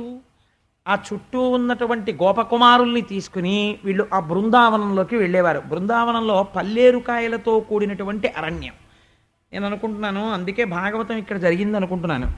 ఇక్కడ పూర్వం పల్లేరుకాయలు చాలా ఎక్కువ ఉండేవి నడిచి వస్తుంటే. ఇప్పుడు రాను రాను అయ్యప్ప స్వామి గుడిలో భక్తజనం ఎక్కువైపోయి పల్లేరుకాయలు పోయాయి. ఇప్పుడు పల్లేరుకాయలు ఉండట్లేదు అసలు. అందుకని బృందావనంలో పల్లేరుకాయలు ఎక్కువ. ఆ పల్లేరుకాయలతో ఉండేది. ఆ ముళ్ళకాయలు ఉంటాయి, కాళ్ళల్లో గుచ్చుకుంటూ ఉంటాయి. ఈ పిల్లలందరూ బయలుదేరేవారట. అందరూ తలో వేణువు బొడ్డులో పెట్టుకుని వీళ్ళందరూ వెళ్ళి చెట్ల కింద కూర్చుని ఒక పెద్ద కచేరీ చేస్తున్నట్టు వీడోసారి ఊదా పిల్లలందరూ కలిసి వేణువు వాయిస్తుండేవారు. కృష్ణుడు అందరికన్నా బాగా వాయించేవాడు. అందుకని కృష్ణ నువ్వు పాడరా వేణువు మేమందరం చూస్తామని వీళ్ళందరూ కూర్చుంటే ఆ కృష్ణుడు రాయి మీద కూర్చుని ఓ చిన్ని తొడ మీద ఒక పాదం వేసుకుని చూడండి రా ఎలా వాయిస్తానో నా వేణువు వాయిస్తుంటే వాళ్ళు పక్కన చేరి చుట్టూ అందరూ ఆయన భుజం మీద చెయ్యేసి ఆయన తొడ మీద చెయ్యేసి దగ్గరగా కూర్చుని ఆయన అలా వేణువు వాయిస్తుంటే అందులోంచి వచ్చేటటువంటి ఆ వంశీరవం యొక్క ధ్వని విని హే కృష్ణ కృష్ణ ఎంత బాగా పాడుతుందా, ఎలా పాడాలి చెప్పవా ఈ వేళ్ళు ఎలా పెట్టాలంటే ఆయన పాడుతున్న వేణువులు అక్కడ వేరే నీ వేణువు బామవుతోంది చెప్పరా అని చెప్పి ఆయన అధరామృతంతో తడిసిన వేణువు వాళ్ళ నోట్లో పెట్టుకున్నారు. ఇది లక్ష్మీదేవికి దక్కిందో లేదో ఈ అదృష్టం. వీళ్ళందరూ పట్టుకునేవారు. ఆయన వేణువు ఊదుతుంటే వీళ్ళందరూ దగ్గరగా కూర్చుని ఇవరే కృష్ణ ఎంత బాగా వాయిస్తున్నావురా అని వింటుండేవారు. నాకు నేర్పవా కృష్ణ ఎలా పాడాలో నేర్పవా అంటే ఏం లేదురా ఇలా నోట్లో పెట్టుకున్నావా అని నోట్లో పెట్టి ఈ ఎడంచె ఇలా పెట్టరా అని ఈ వేళ్ళు ఇలా పెట్టి ఈ కుడిచె ఇటు వేసావా ఇప్పుడు ఊది ఈ వేలు నొక్కి ఈ వేలు తీ అని కృష్ణుడు పట్టుకున్న వేళ్ళు నొక్కి చూపిస్తుంటే వాళ్ళు ఊదుతూ ఉండేవారు. కృష్ణుడి యొక్క ఆలింగన సౌఖ్యాన్ని, ఆయన కరస్పర్శని, ఆయన ఉచ్ఛ్వాస నిశ్వాసలు తగులుతుండగా, ఆయన జగదాచార్యుడు వేణువు నేర్పుతుండగా ఈ పిల్లలు ఎలా పిల్లన గ్రోవి ఊదాలో నేర్చుకుంటుంటే మా జన్మలెందుకురా ఎప్పుడైనా ఇలా పరమాత్మ సన్నిధానంలో కూర్చున్నావా ఏమి అదృష్టం రా ఈ గోపాల బాలురదని దేవతలు చూసి తలలు కొట్టుకున్నారట. ఉరుకంబళాదుల గోవృషంబుల పన్ని పరవృషభములని ప్రతిభటింతు పెద్ద పెద్ద కంబళ్ళు తీసుకొచ్చి పిల్లలు ఆడే ఆటలు చాలా గమ్మత్తుగా ఉంటాయి. నేను ఒకసారి ఒక విచిత్రమైనటువంటి ఆట చూశాను ఒక పిల్లవాడి దగ్గర. నేను ఒకసారి ఒక ఆశ్రమానికి వెళ్ళాను. వెళితే ఆ ఆశ్రమంలో శంకర భగవత్పాదుల యొక్క ఫోటోలు చాలా ఉన్నాయి. ఉంటే ఆ ఆశ్రమానికి తల్లిదండ్రులతో కలిసి ఓ పిల్లవాడు కూడా వచ్చాడు. వాడు ఇదిగో ఈ పిల్లవాళ్ళ చిన్నవాడు, వాడికి ఉపనయనం అయిపోయింది, వాడు సంధ్యావందనం చేసుకోవాలి. వాడు ఆశ్రమంలో సంధ్యావందనం చేసుకుందామని పొద్దున్నే లేచి సంధ్యావందనం చేసుకుంటున్నాడు. ఇంకా చీకటితో ఉండగానే లేచిపోతారు ఆశ్రమాల్లో. లేచి సంధ్యావందనం చేసుకుంటుంటే వాడికి రోజు ఆ గదిలో శంకరాచార్యుల వారిని చూడగా వాడికి ఏమనిపించిందో వాళ్ళ తల్లిదండ్రులు బయట నిలబడి ఏదో మాట్లాడుకుంటున్నారు. వీడు ఎవ్వరూ చూడకుండా వాళ్ళు తెచ్చుకున్న సూట్ కేస్ కవర్ ఒకటి బయటికి తీసేసి ఆ సూట్ కేస్ కవరు రెండు కింద ఉంటుంది కదండి, పై టొపారం తోటి కింద తోటిని వాడు దాన్ని బోర్లించి ఒకవైపు దాని మీద కూర్చున్నాడు. రెండో వైపుది ఆ పై టొపారం కవర్ ఇలా ఉంటుంది కదా, దాన్ని బాగా నొక్కి పులి తలకాయ ఎలా ఉంటుందో అలా పెట్టుకుని వాడు సంధ్యావందనం చేసుకుంటున్నాడు. నేను ఎందుకో వాళ్ళ నాన్నగారు ఉన్నారేమో నా గదిలోకి వెళ్ళాను. వెడితే వీడు దాని మీద కూర్చుని గాయత్రి చేసుకుంటున్నాడు కళ్ళు మూసుకొని. నాకు అలా విఐపి సూట్ కేస్ కవర్ వేసుకుని ఎందుకు చేస్తున్నాడు ఏమిటి, ఒకవైపు దాని మీద కూర్చున్నాడు, ఒకవైపుదేమో ఏమిటో ఇలా తిప్పేసేసి పులి మొహంలా పెట్టాడు. అలా చేస్తారా పిల్లలు ఎవరైనా బ్రహ్మచారులు? ఒకవేళ వీళ్ళ నాన్న ఏమైనా చదువుకుని చెప్పాడు అలా చెయ్యాలని, ఇది చాలా గమ్మత్తుగా ఉంది అని వాడు గాయత్రి చేసుకునేంత వరకు ఆగి వాడు గాయత్రి నుంచి బహిర్ముఖుడై దిగ్దేవతా నమస్కారం చేశాక వాడిని అడిగాను, ఎందుకురా అలా కూర్చున్నావు, పోనీ ఏదో ఆసనానికి వేసుకుందాం అందామంటే ఆసనాలు ఉన్నాయి ఎదురుగుండా, నువ్వు అలా కూర్చున్నావు ఎందుకురా సూట్ కేస్ కవర్ మీద అన్నాను. వాడు చెప్పడం మానేసి దొంగ నవ్వులు నవ్వుతున్నాడు. ఒరే అసలు చెప్పలా ఎందుకు కూర్చున్నావు, నాకు కుతూహలం పెరిగిపోతోంది, ఎందుకు కూర్చున్నావు చెప్పన్నాను. వాడు వంగి అప్పటిదాకా సంధ్యావందనం చేసుకున్న పాత్ర సామాను సర్దుతూ చెయ్యెత్తి ఇలా చూపించాడు. నాకు ఏమిటి ఇలా చూపించాడని ఇలా చూసా. శంకరాచార్యులు వారు కూర్చున్న పులి ఆసనం ఉంది. వాడికి రోజు ఆ ఫోటో చూసి వాడికి కూడా అలా పులి చర్మం మీద కూర్చుని చేసుకోవాలనిపించింది ఆశ్రమంలో. వాడికి పులి చర్మం ఎక్కడి నుంచి వస్తుంది? వాడు శంకరాచార్యులు వారు ఎదురుగుండా కూర్చుని సూట్ కేస్ కవర్ని అలా పులి బొమ్మలా పెట్టుకుని నొక్కేసి వాడు పులి ఆసనం మీద కూర్చున్నట్టు పులి చర్మం మీద కూర్చున్నట్టు కూర్చుని గాయత్రి చేస్తున్నాడు. వాడిలో చూడండి ఎంత గొప్ప ఆలోచన. వాడు పులి చర్మం మీద కూర్చుని నేను శంకరాచార్యులు వారిలాగే కూర్చుని చేసుకుంటున్నాను అన్న భావనతో వాడు చేస్తున్నాడు. ఉద్ధరించేసింది వాడిని. నేను నిజంగా ఆశ్చర్యపోయి నాకు ఇలాంటి ఆలోచన ఇప్పుడు ఎందుకు రాలేదు? ఏ వెంకటాచలం వెళ్ళినప్పుడు ఏ సంధ్యావందనం చేసుకోవడానికో ఏ తుడి చేసుకున్న తువ్వాలో కిందేసి కూర్చుని చేస్తాను, కానీ విఐపి సూట్ కేస్ కవర్ని ఇలా శంకరాచార్యులు వారు కూర్చున్న పులి చర్మంలా పెట్టుకు సంధ్యావందనం చేసుకోవచ్చు అన్న ఆలోచన నాకు రాలేదు. వీడికి వచ్చింది. వీడు ఏమవ్వాలో భవిష్యత్తులో అని నేను చాలా ఆనందించాను. సరే, నేను ఎందుకు చెప్తున్నానంటే పిల్లలకి లక్షణం ఉంటుంది అని, లేకపోతే మీరు నమ్ముతారనుకోండి పాపం నేను చెప్పింది. అందుకని పెద్ద పెద్ద కంబళ్ళు అట్టుకొచ్చేవారు. వాళ్ళు పట్టుకొచ్చి కంబళ్ళన్నీ కూడా ఆవుల కింద ఏదో ఇలా ఎత్తుగా పెట్టేసి ఇలా పెట్టేసి నిన్న కైలాసం సెట్ వేసినట్టు ఇలా ఆవు మూపురం కింద అలా పెట్టేవారు. పెట్టేసి కంబళ్ళన్నీ పెట్టేసి పిల్లలకి కంబళ్ళు చూస్తే ఎంత గడ్డి చూసినా ఇసుక చూసినా మెత్తటి కంబళ్ళు చూసినా పిల్లల్లోంచి క్రీడాస్ఫూర్తి వచ్చేస్తుంది. కింద పడిపోయి మీద పడిపోయి దెబ్బ తగలదని ధైర్యం వాళ్ళకి. ఇంకా ఎంత ఆడేస్తారో చెప్పలేను. బాధ ఎవరికో తెలుసా అండి? అమ్మకి. ఆ ఇసుక రేణువులన్నీ జుత్తులో ఉంటాయి. తలంటి పోసి దువ్వెన పెట్టి గట్టిగా గోకితే అమ్మ తలనొప్పమ్మ అంటాడు. ఈ ఇసుకంతా పోకపోతే పుళ్ళు పడతాయి. ఎంత కష్టపడి ఇసుక తీస్తారో. మళ్ళీ సాయంకాలం ఆట మొదలు ఇసుక కుప్ప మీద వీడు. ఈ కంబళ్ళన్నీ ఆవులు దూడల్లా పెట్టి, ఒరే ఇవి మన ఆవులు కావు మన దూడలు కావు, ఏవో ఆవులు దూడలు మన పొలాల్లోకి వచ్చి తినేస్తున్నాయి కాబట్టి వీటిని కొట్టేయండిరా అనేవాడు. అనగానే వీళ్ళందరూ కర్రలు పట్టుకుని పరిగెత్తుకెళ్ళడం, ఆ ఆవుల్ని దూడల్ని తన్నేయడం, తన్నేసి కర్రలు పెట్టి కొట్టేస్తూ ఉండడం. అవి ఏముంది ఇలా కొట్టేస్తుంటే ఇలా ఎత్తుగా ఇప్పుడు ఇలా పెట్టాను అనుకోండి, నేను ఇది ఒక కంబళి బాగానే ఉంది కదా, ఇక్కడ ఇలా పెట్టాను అనుకోండి, ఒక ఆవు మూపురంలా ఉంది కదా, దీన్ని ఇలా కొట్టాను అనుకోండి అలా వంగిపోయింది కదా. గోపాలకృష్ణ గారు కంబడి పాలు చేసేస్తున్నాడు అనుకోకండి. అందుకని అలా కొట్టేస్తుండేవారు. కొట్టేస్తుంటే పోతన గారు ఎందుకంత అనుభవించారో తెలుసా అండి? ఇలా వెళ్ళి కృష్ణుడు తన్ని కింద పడిపోతుంటారు కదా, తన్ని కింద పడిపోతుంటే కాలికి పెట్టిన గజ్జలు గల్లును మోగుతుండేవిట. ఈయన తంతుంటే మిగిలిన పిల్లలు వచ్చి తన్నేసి ఈయన మీద పడిపోతుండేవారు. ఈ తన్నడంలో ఆయన పాదం ఇలా వెళ్ళి కంబళిని తంతే ఈయన పాదం మీద ఇంకోటి తన్నేవాడు. తన్ని ఈయన కాళ్ళ మీద కాళ్ళు వేసేసేవారు, కింద పడిపోయేవారు.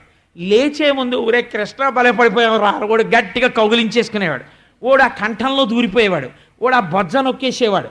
అందరూ కలిసి లేచేవారు, మళ్ళీ అందరూ పరిగెత్తుకొచ్చి తన్నేవారు. ఒకడి మీద ఒకడు పడిపోయేవాడు. ఆయన ఎవరండి?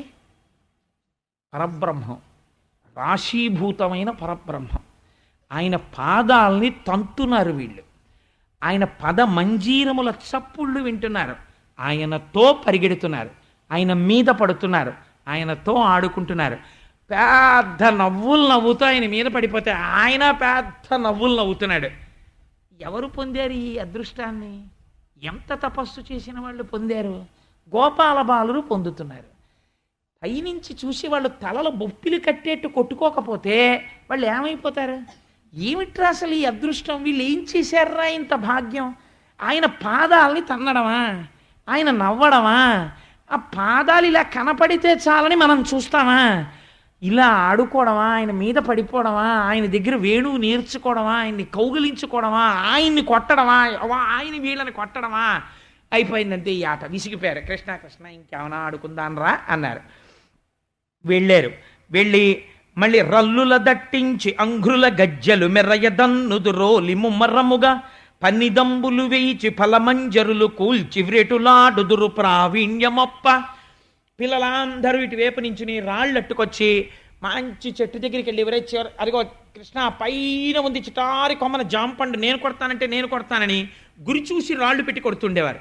కొడుతుంటే ఈ రాతి దెబ్బలు వెళ్ళి ఆ చెట్టుకి తగిలి ఆ పండు కింద పడగానే ఆ పండు ఇప్పుడు రాయి అందరూ విసురుతారు, ఎవరు రాయో తెలియదు, ఆ రాయి వెళ్ళి తగలగానే పండు టక్కన కింద పడుతుంది. జాంపండు పడగానే నాదంటే పండు నాదని చెప్పి పిల్లలందరూ వెళ్ళిపోయి ఆ పండు కోసమని మీద పడిపోతారు. పడిపోవడంలో వాడి చెయ్యి అందకుండా వీడు, వీడి చెయ్యి అందకుండా వాడు పడిపోయి చేతులు లాగేస్తూ పెద్ద పెద్ద నవ్వులు నవ్వుకుంటూ, ఒకవేళ ఎవడి చేతికో పండు దొరికినా ఇంకోడు పరిగెత్తుకొచ్చి ఆ చేతిలోంచి లాగేసి పరిగెడతాడు, వాడి వెనక ఇంకోడు పరిగెడతాడు. కృష్ణుడి చేతికి పండు దొరికితే వీళ్ళందరూ వచ్చి ఆయన మీద పడిపోయి చేతిలోంచి పండు లాక్కెళ్ళిపోతుంటే ఆయన వచ్చి వీళ్ళ మీద పడిపోయి వీళ్ళ చేతుల్లోంచి లాగేసి ఆఖరికి అందరూ కలిసి ఒరే మనందరం కలిసి తిందాను రాని ఆ పండు కృష్ణుడు ఇలా నొక్కి తలకో ముక్క పెడితే ఆ మట్టి చేతులతోటి కృష్ణుడి యొక్క చేతులకు అంటినటువంటి పరాగముతో కూడినటువంటి పండు ముక్కని కృష్ణుడితో కలిసి తిన్నారు. ఈ భాగ్యం ఎవరికి పట్టింది? బృందావనమునందు ఇలా ఆడారు. అందుకే ఆ బృందావన ధూళి ఎంత గొప్పది. అది భారతీయులమైన మనకే అదృష్టం. సముద్రం దాటకుండా బృందావనానికి వెళ్ళి ఆ మట్టి మనం నోట్లో వేసుకోగలం. దేవతలు అసూయపడేట్టు చేసినటువంటి భూమి బృందావనం, గోపబాలురు ఆడుకున్న భూమి బృందావనం. నిజంగా బృందావనానికి గోపాలకృష్ణ గారు ఏర్పాటు చేసి భాగవతం పూర్తి చేయగానే మన అందరినీ తీసుకెడితే ఎంత బాగుంటుండేదో కదండి. మనం అలా ఏమైతే అయింది కానీ సత్యనారాయణ రెడ్డి గారే కావచ్చు, ఇంకోళ్ళే కావచ్చు, ఎవరైనా సరే అందరూ ఆడవలసిందే అని అందరం కలిసి ఆడుకుందాం అక్కడికి పోయి కదండి. అందుకని అలా వెళ్ళి పన్నిదంబులు వైచి ఫలమంజరులు కూల్చి వ్రెటులాడుదురు ప్రావీణ్యమొప్ప వన్యజంతు చెయంబుల వనివాని పదురు పదురుచు వంచి పట్టబోదు. ఇదో విచిత్రమైన క్రీడ. ఈ పిల్లల్లో కొంతమందికి సహజంగా ఒక అలవాటు ఉండేది. ఎక్కడో కోయిలు అరుస్తోంది అనుకోండి, వీడి ఇక్కడ కూ అనొచ్చు, ఇంకా నా కంఠం అలా అనలేకపోతోంది ఇప్పుడు. అందుకని కూస్తే ఆ కోయిలే కూసింది అనుకుని కోయిలు వచ్చేది. లేకపోతే ఒక్కొక్క జంతువు ఎలా అరుస్తుందో అలా వీళ్ళు అరిస్తే ఆ జంతువు ఇంకో జంతువు అనుకుని పరిగెత్తుకొచ్చేది. వీడేమో పొదలో కూర్చుని అరుస్తూ ఉండేవాడు. వీడు పొదలో కూర్చుని అరుస్తుంటే ఆ జంతువు నిజంగా వచ్చాక వీళ్ళందరూ కలిసి పరిగెత్తుకెళ్ళి ఆ జంతువుని పట్టేసుకుని ఆ జంతువుతో కాసేపు ఆటలాడుకునేవారు. ఆటలాడుకుని ఆ జంతువును వదిలేసేవారు. అదొక చుక్కల జింక. ఒకనాడు ఆ చుక్కల జింక వెంటే పడ్డాడు రామావతారంలో. ఇప్పుడు ఆ చుక్కల జింకని ఎలా పట్టుకుంటారో చూడండి రా అన్నాడు అక్కడ అని. ఒరే ఫలానా పాట ఏదో పాడితే జింక వస్తుందిరా అన్నాడు. నిజంగా పాటలు పాడితే జింకలు వస్తాయి, వాటికి అదో అలవాటు. అందుకని ఎన్ఎఫ్సిఎల్ వాళ్ళు చాలా గొప్ప ప్రయోగం చేశారు. ఆ పర్యావరణానికి చక్కగా వాళ్ళు పెద్ద పెద్ద చెరువులు తవ్వి అక్కడికి పక్షులు వస్తాయట. నాకు మూర్తి గారు చూపించారు. వాళ్ళు చక్కటి డీర్ పార్కు, పీకాక్ పార్కు అన్ని డెవలప్ చేశారు. పిల్లల్ని తీసుకెళ్ళి కూడా చూపించచ్చుట. అందరికీ ఉందో లేదో నాకు తెలియదు కానీ మరి ఆ నెమళ్ళు ఆడుతుంటాయి, ఆ జింకలు ఆడుకుంటూ ఉంటాయి. వాడు గొల్ల పిల్లవాడు పాట పాడేవాడు. పాట పాడితే ఓ చుక్కల జింక వచ్చి ఎట్నుంచి వినపడుతోంది పాటని ఇలా తల తిప్పి వినేది. 10 మంది 10 వైపుల నుంచి పరిగెత్తుకొచ్చి ఆ జింకని పట్టుకుని ఆ జింక మూతి ముట్టుకుని ఆ జింకను రాసి కృష్ణుడు వెళ్ళి ఒరే దీని చుక్కలు ఎంత బాగున్నాయనరా, దీని చుక్కలన్నీ నేను లెక్క పెట్టేస్తానని 1 2 3 4 5 6 7 8 9 10 11 12 13 ఇది లెక్కెట్టానా అనేవాడు. అనగానే కృష్ణ నీకేం రాదు పక్కకు పోరా మేము లెక్కెడతామని ఆ కృష్ణుని దోహేసి వీళ్ళు 1 2 3 4 5 కృష్ణుడు ముట్టుకున్న చోట వీళ్ళు ముట్టుకునేవారు. ఒరే నువ్వు 9 దగ్గరే లెక్కట్లేకపోయావరా అని ఇంకోటి తోసేసి ఇంకోటి వచ్చి లెక్కెట్టేవాడు. నేను కింద నుంచి లెక్కెడతానని ఒకడు, నేను పైనుంచి లెక్కెడతానని ఒకడు, దాన్ని మూతి ముట్టుకునేవాడు ఒకడు. ఎంత బాగుందో ఈ జింకని కృష్ణుడు ముద్దెట్టుకుంటే వీళ్ళు ముద్దెట్టుకుంటారు. కృష్ణుడు ఏం చేస్తే అది చేయడం. అందరూ కలిసి ఇలా జంతువుల్ని పట్టుకోవడం, పక్షుల్ని పట్టుకోవడం, ఆటలాడుకోవడం, వాటిని వదిలిపెట్టేస్తూ ఉండడం. ఇలా ఆడుకుంటూ అంబుజాకరముల చల్లుల ఆడచనురా కుమారులు బాల్య విహారులగుచు పెద్ద పెద్ద తామర పూలు అరవిరిసినటువంటి సరోవరములు ఉంటాయి. ఆ సరోవరములలోకి కృష్ణుడు దిగేవాడు, బలరాముడు దిగేవాడు, ఆ వెనక పిల్లలందరూ దిగిపోయి ఆ నీళ్లు తాగేసేవారు. ఒకడి మీద ఒకడు ఆ నీళ్లు చల్లేసుకునేవాడు, బయటికి వచ్చేసేవారు. గోపబాలుర యొక్క స్థితి చాలా ఆశ్చర్యంగా ఉంటుంది తెలుసా అండి. నేను నా చిన్నతనంలో నాకు చాలా గొప్ప కోరిక ఒకటి ఉండేది, గేది మీదకి ఎక్కి వెళ్ళాలి అని. ఎందుకంటే వాళ్ళందరూ వెడుతుండేవారు అలాగా. అందుకని మా ఇంట్లో అమ్మ నాకు గేదెని ఎక్కాలనుంది అమ్మ వాళ్ళలా అంటే నిన్ను చితక్కొట్టేస్తాను రే గేదె ఎక్కితే అనేవారు. అంటే వాళ్ళు చాలా గమ్మత్తుగా ఆడుకునేవారు. పైగా నా దరిద్రం కొద్దీ మా ఇంటి పక్కనే ఉండేది ఖాళీ స్థలం. వాళ్ళు గబగబా 4 ఇటకలు పట్టుకొచ్చి ఆ ఇటకలు పేర్చి ఒక మేకను తీసుకొచ్చి పాలు పిండేసేవారు. పిండేసి ఓ గిన్నెలో ఆ పాలు కాచేసేవారు ఎండు పుల్లలేసి. వాళ్ళ ఇంటికో వీళ్ళింటికో వెళ్ళి కొంచెం టీ గుండె అడిగి కాస్త పంచదార అడిగి ఓ పుల్ల మొక్కెట్టి టీ కాచేసుకుని వాళ్ళందరూ ఆ టీ కాస్త ఎందులోనో పోసేసుకొని తాగేస్తుండేవారు. నాకు అలా వాళ్ళతో వెళ్ళి ఆ టీ తాగాలని కోరిక. ఆ సమయానికే మా అమ్మ రాడార్లు పెట్టి చూస్తుండేది, వెళ్ళిపోతాడేమో వీడు ఆ టీలు తాగేస్తాడు. వెళ్ళలేకపోయాను అనుకోండి, కానీ ఎవరూ చూడకుండా ఒకసారి తాటిపండు తినేశాను అలాగే, అది వేరే విషయం. సరే, అందుచేత పిల్లలు ఆటలు అలా ఉంటాయి, వాళ్ళు చాలా గమ్మత్తుగా ఉంటుంది. వాళ్ళు సరోవరం దగ్గరికి వెళ్ళి కట్టుకున్న నిక్కరిప్పేసి చెట్టుకొమ్మకి తగిలించేస్తారు, నీళ్ళలో దూకేసి ఈత కొట్టేస్తారు, బయటకు వచ్చేసి ఆ నిక్కర పెట్టి ఒళ్ళు తుడిచేసుకుంటారు, నిక్కరేసేసుకుని వెళ్ళిపోతారు. అది కూడా ఎలా నడవరండోయ్, చిత్రం. ఎగిరి ఓ గేదెక్కి కూర్చుంటారు, ఆ గేదె వెళ్ళిపోతుంటుంది. వీడు భద్రగజాన్ని ఎక్కినటువంటి మహారాజు వెళ్ళినట్టు వెళ్ళిపోతుంటాడు. వెళ్ళిపోతుంటే నిజంగా ఏనుగు ఏట్లో ఆ గేది ఏట్లోంచి వెళ్ళిపోతుంటుంది. వీడు ఆ నీటి మీద కూర్చొని ఊగుతూ చక్క ఏదో పాట పాడుకుంటూ ఆ గేది మీద వెళ్ళిపోతుంటాడు. చూస్తే అబ్బా నిజంగా ఎంత ఐశ్వర్యం రా ఇది, అలా వెళుతున్నాడు వాడు అనిపిస్తుంది. అందుకని అలా ఆడుకుంటారు పిల్లలు. అలా వీళ్ళందరూ సరోవరాల్లో దూకి ఎవరితో? కృష్ణుడితో చక్కగా సరోవరంలో దూకి ఆ నీళ్లు తాగేసి ఈ నీళ్లు తీసి కృష్ణుడి మీద కొట్టేయడం, కృష్ణుడు నీళ్లు తీసి వీళ్ళ మీద కొట్టేయడం, కొట్టేస్తే ఒరే నా మీద ఎక్కువ పోసేసావురా అని ఇంకోటి తీసుకొచ్చి ఆయన మీద పోసేయడం, ఆఖరణ వాడు తామర పువ్వు తింపి కృష్ణుడి మీద వేసేయడం, కృష్ణుడు తామర పువ్వు తింపి వీళ్ళ మీద వేసేయడం, ఆయన వీళ్ళకి వేయడం, వీడు తామర పువ్వులు వీళ్ళ మీద వేసేయడం. అందరూ కలిసి బయటికి వెళ్ళి ఒరే నేను భలే వెళ్ళాను రా, నీ మీద భలే చల్లాను రా అని కబుర్లు ఆడుకుంటూ వీళ్ళు ఒళ్ళు తుడుచుకోవడం, అందరూ నిక్కర్లేసుకోవడం. పరబ్రహ్మాన్ని శ్రీమన్నారాయణుణ్ణి అలా వీళ్ళు చూడడం, ఆయనతో కలిసి ఆడుకోవడం, అందరూ దట్టీలు కట్టుకోవడం, అందరూ కలిసి మళ్ళీ ట్రర్ అంటూ ఆవులు అంట వెళ్ళిపోతాం. ఏమి భాగ్యం రా వీళ్ళది నిజంగా. బృందావనంలో గోపబాలురది. పోతనామాచ్యుల వారు అబ్బో ఎన్ని పద్యాలు రచించారో, ఎంత చేశారో. ఇలా నేను నిజంగా గోపాల బాలుర అదృష్టమే చెప్పుకుంటూ వెళ్ళాలనుకోండి, పద్యాలు ఎప్పటికవుతుంది ఈ భాగవతం. కాబట్టి భాగవతం అవ్వాలని కోరకూడదు కూడా. ఏదో మాట వరుసకి నేను అంటున్నాను కానీ ఎప్పుడూ అనకూడని మాట జీవితంలో ఏమిటంటే భాగవతం అయిపోయిందన్నాం. భాగవతం 7 రోజులు, అంటే బ్రతికుండేవి 7 రోజులు, సోమ మంగ బుధ గురు శుక్ర శని. కాబట్టి భాగవతం సప్తాహం 7 రోజులంటే బ్రతికున్నన్నాళ్ళు భాగవతం తిరుగుతూనే ఉండాలి. ఈశ్వర కథాస్మరణమే బ్రతుకు, ఈశ్వర కథా విస్మరణమే మరణము. కాబట్టి అది తిరుగుతూనే ఉండాలి, భాగవతం నడుస్తూనే ఉండాలి. అంటే ఉపన్యాసాల రూపంలో కాకపోవచ్చు, కానీ మీకు మనస్సులో స్మరణము జరుగుతూనే ఉండవలేను. కాబట్టి ఇలా జరుగుతుండగా ఒకనాడు అబ్బో ఇవాళ ఏం నడవలేదు, ఒకనాడు ఈ ఆవుల్ని దూడల్ని ఎద్దుల్ని అన్నింటినీ పట్టుకుని ఉన్నాడు స్వామి. వెళ్ళి హాయిగా ఆవులతో దూడలతో కలిసి సంతోషంగా కాలం గడుపుతున్నారు. గడుపుతుండగా ఒక చిత్రమైనటువంటి లీల జరిగింది. ఎన్ని కాకులున్నా ఆ కాకులకు తెలుసు కొత్త కాకి వస్తే పసికట్టేస్తాయి, మనకి తెలియదు. అన్ని కాకుల్లో ఏ కాకేదో చెప్పమంటే మనం చెప్పలేం. కాకులు బహుశా మనని చూసాలా అనుకుంటాయేమో. ఏ చెట్టు మించో ఇప్పుడు ఈ కాకి చూసింది అనుకోండి, వీళ్ళకి ఎలా గుర్తుంటుందిరా, అందరూ ఒకళ్ళకొకళ్ళు అందరూ ఒక్కలా ఉన్నారు ఇలా కూర్చుని వీళ్ళు అనుకుంటాయేమో కాకులు కూడా మనని చూసి. అలా ఇన్ని ఆవులు దూడలు ఉన్న కొత్త వస్తే గోపాల బాలురు కనిపెట్టేస్తారు. ఒకనాడు ఆ మందలోకి ఒక కొత్త ఆవు వచ్చింది. వస్తే వీళ్ళు కనిపెట్టారు, చూశావా కృష్ణ ఏదో కొత్త దూడ వచ్చింది మన దగ్గరికి అనేవారు. వీళ్ళకి ఏదొచ్చినా ముందు కృష్ణుడికి చెప్తారు, అదో అలవాటు. కృష్ణ ఏం ఆశ్చర్యం, చూసావా కొత్త దూడ, అదేమిటో ఎగురుతోంది, 4 కాళ్ళు పైకెత్తుతోంది, కుమ్ముతోంది, పరిగెడుతోంది, అటెడుతోంది, ఇటెడుతోంది. ఆవు దూడ అల్లరి చాలా గమ్మత్తుగా ఉంటుంది. అందుకని చూడు కృష్ణ కృష్ణ ఎంత బాగా ఆడుతోందో ఆ దూడ అన్నారు. ఆవు దూడ ఆడేటప్పుడు కూడా ఒక గమ్మత్తు ఉంటుంది. ఇలా చెంగున ఎత్తుతుంది, అలా పరిగెడుతుంది, ఇలా మూతి పెడుతుంది, ఏదో తింటున్నట్టు ఉంటుంది. తింటోందని మనం అనుకుంటాం, మళ్ళీ చెంగునకి ఎత్తుతుంది, మళ్ళీ పరిగెడుతుంది. గేది దూడకి ఈ ఉత్సాహం ఉండదు, ఆవు దూడకే ఉంటుంది ఆ ఉత్సాహం సృష్టిలో. కాబట్టి ఆడుతుంటుంది ఆవు దూడ. అది నిజంగా చూసి తీరాలి, ఎంత ఆనందంగా ఉంటుందో ఆవు దూడ ఆడుతుంటే చూడ్డానికి. అసలు ఇవాళ అవన్నీ కోట్ల రూపాయలు పెట్టినా అందని దృశ్యాలు అయిపోయాయి ప్రపంచంలో.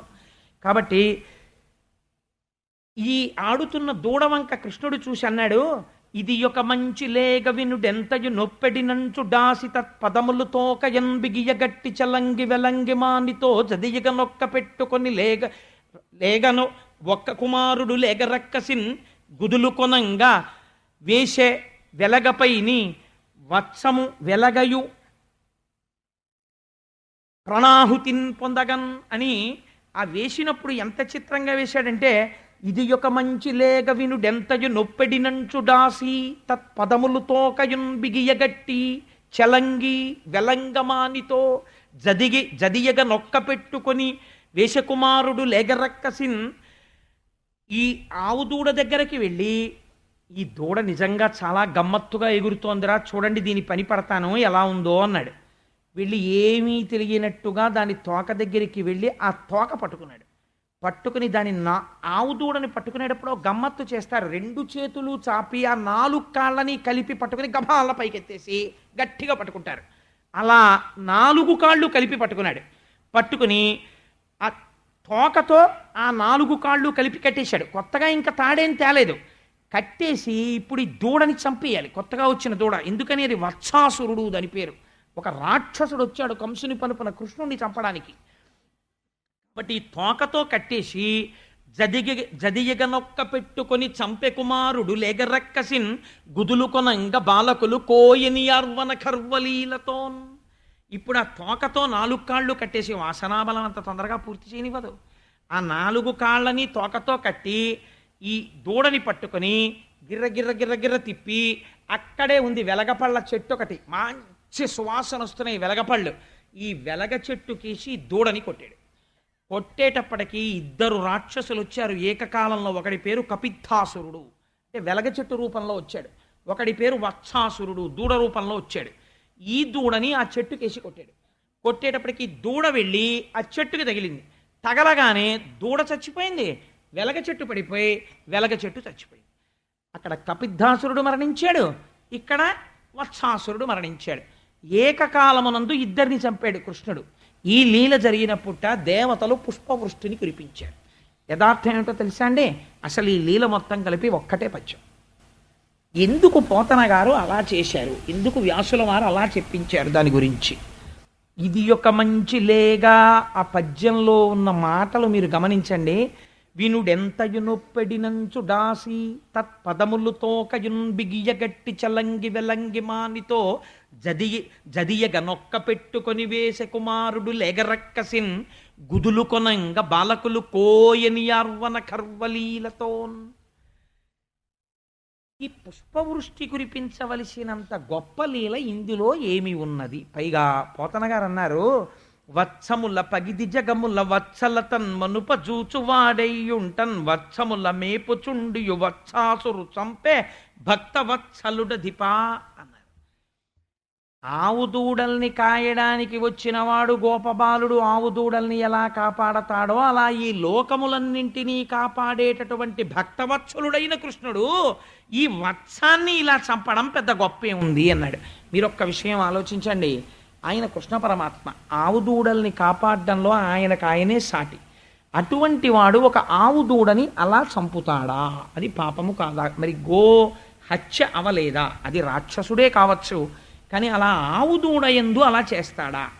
ఎందుకు చెప్పారు ఈ లీల పోతన గారు? ఇది మనం కానీ తెలుసుకోగలిగితే అండి కొన్ని కోట్ల జన్మల నుంచి వస్తున్న ఒక సమస్యకి జవాబు చెప్తున్నారు ఇందులో. ఆవు దూడ రుచికి ప్రసిద్ధి. ఆవు దూడకి ఏది పడితే అది పడదు. ఆవు దూడ పాలు కూడా చాలా తక్కువగా తాగిస్తారు వృద్ధిలోకి రావాలని. అలా కానీ ఆవు దూడకుండే లక్షణం ఏమిటంటే, అందుకని ఆవు దూడ తినకుండా ఉండడానికి ఏం చేస్తారంటే దాని మూతికి బుట్ట కట్టేస్తారు. ఇలా బుట్ట కట్టేసి దాన్ని గంగడోలకేసి కట్టేస్తారు. కట్టేస్తే అది తిందామని ప్రతిదాని దగ్గరికి వెళ్ళి మూతి పెడుతుంది, కానీ తిందామంటే బుట్ట అడ్డొస్తూ ఉంటుంది కాబట్టి తినలేదు. అలాగే మీరు వెలగపండు తీసుకొచ్చి ఇంట్లో పెట్టి, ఏమిటంటే మంచి వాసన వస్తుంది వెలగపండు తెచ్చారంటే, అబ్బే వెలగపండు ఎక్కడండి వాసన దాచలేరు. వెలగపండు వాసనకి ప్రసిద్ధి, ఆవు దూడ రుచికి ప్రసిద్ధి. రుచి వాసన ఈ 2 మనని జన్మాంతరములుగా తరుగుతాయి. ఇది నేను మీకు తేలికగా అర్థమయ్యేట్టు చెప్పే ప్రయత్నం చేస్తాను. మీరు తెలుసున్నవారే. నేను ఒక ఉదాహరణ చెప్తాను, మీరు పసిగట్టగలుగుతారు. మనకి కన్ను ఉంటుంది. ఈ కన్ను బాహ్యంలో ఉండేటటువంటి ఒక పదార్థాన్ని చూస్తుంది. చూస్తే చూడడం కంటి యొక్క లక్షణం అది. ప్రతి వస్తువుని కన్ను చూసేస్తుంది. ఇప్పుడు నేను దొరగారి కారెక్కి మా ఇంటి నుంచి ఉపన్యాసానికి వచ్చేటప్పుడు కారద్దంలోంచి చూస్తుండగా ఎన్నో వస్తువుల్ని నా కన్ను చూసేస్తుంది. ఎందుకంటే ఇక్కడ నుంచి బయలుదేరిన కాంతి కిరణము ఎదుటి వస్తువు మీద పడి పరావర్తనము చెంది వెనక్కి రాగానే వెనకనున్న రెటీనా మీద దాని ప్రతిబింబం పడిపోతుంది. కాబట్టి కన్ను చూపించేస్తుంది. చూపిస్తే కోటేశ్వరరావు గారు మీరు మీ ఇంటి నుంచి ఇక్కడికి వచ్చినప్పుడు ఎన్ని చూశారో నాకు చెప్పండి అని మీరు అడిగారు అనుకోండి, నాకు జ్ఞాపకంలో ఉండదు. ఏమోనండి ఏం చూశానో నాకు జ్ఞాపకం లేదు అంటాను. కానీ నేను వస్తున్నప్పుడు ఒక వ్యక్తి ఒక ఆవుని కర్ర పెట్టి కొడుతున్నాడు అనుకోండి, నా మనస్సు అది చూసి ఖేదం పొందింది అనుకోండి. నేను వస్తుండగా ఇవాళ పాపకృత్యం చూశానండి, ఒక ఆవుని ఒక ఆయన కొడుతున్నాడు, అది చూశాను, ఆ ఆవు తట్టుకోలేక బాధతో పేడ వేస్తోంది, నేను చూశాను అన్నాను అనుకోండి. ఇప్పుడు మరి మిగిలినవి జ్ఞాపకం లేకుండా ఇదే నాకు ఎందుకు జ్ఞాపకం ఉంది? అది కన్ను చూసింది కదా, మరి ఇది కన్నే చూసింది కదా, మిగిలినవి ఎందుకు గుర్తులేవు, ఇది ఎందుకు గుర్తుంది అంటే చూడడం కంటి ధర్మం, వినడం చెవి ధర్మం, ముట్టుకుని స్పర్శ చెప్పడం చర్మం ధర్మం, రుచి చెప్పడం నాలుక ధర్మం. ఇవి చెప్పేస్తాయి. కానీ చెప్పేటప్పుడు ఒక గమ్మత్తు ఉంటుంది. ఈ చెప్పిన దాన్ని మనసు పట్టుకుందనుకోండి, లోపల రికార్డ్ అయిపోతుంది. ఈ రికార్డ్ అయిపోతే దాన్ని రుచి అంటారు. రికార్డ్ అవ్వలేదనుకోండి, అది రుచి అవ్వదు. మీకు నేను ఒక ఉదాహరణ చెప్తాను. మీరు ఒక గ్రైండర్ తీసుకొచ్చి అక్కడ పెట్టి, గ్రైండర్లో బ్లేడ్ ఒకటే కదా మీకు కనపడుతుంది, మోటార్ మీకు ఎప్పుడు కనపడదు, బ్లేడ్ కనపడుతుంది. తొందరగా పట్టుకోవడానికి ఉదాహరణ చెప్తున్నాను. మీరు దాని మీద ఒక బౌల్ పెట్టి అందులో ఏదో 4 పళ్ళ ముక్కలు వేసి మూత పెట్టి స్విచ్ తిప్పుతారు. దేనికి తిప్పుతారు స్విచ్? మీ కంటితో చూడలేని కరెంటు ఆ మిక్సీలోకి వెళ్ళడానికి స్విచ్ ఆన్ చేస్తారు. ఆన్ చేయగానే మోటార్లోకి ఏం వెళ్ళింది? కరెంటు వెళ్ళింది. కరెంటు వెళ్ళి దేన్ని తిప్పుతుంది? మోటార్ని తిప్పుతుంది. మోటార్ దేన్ని తిప్పుతుంది? బ్లేడ్ని తిప్పుతుంది.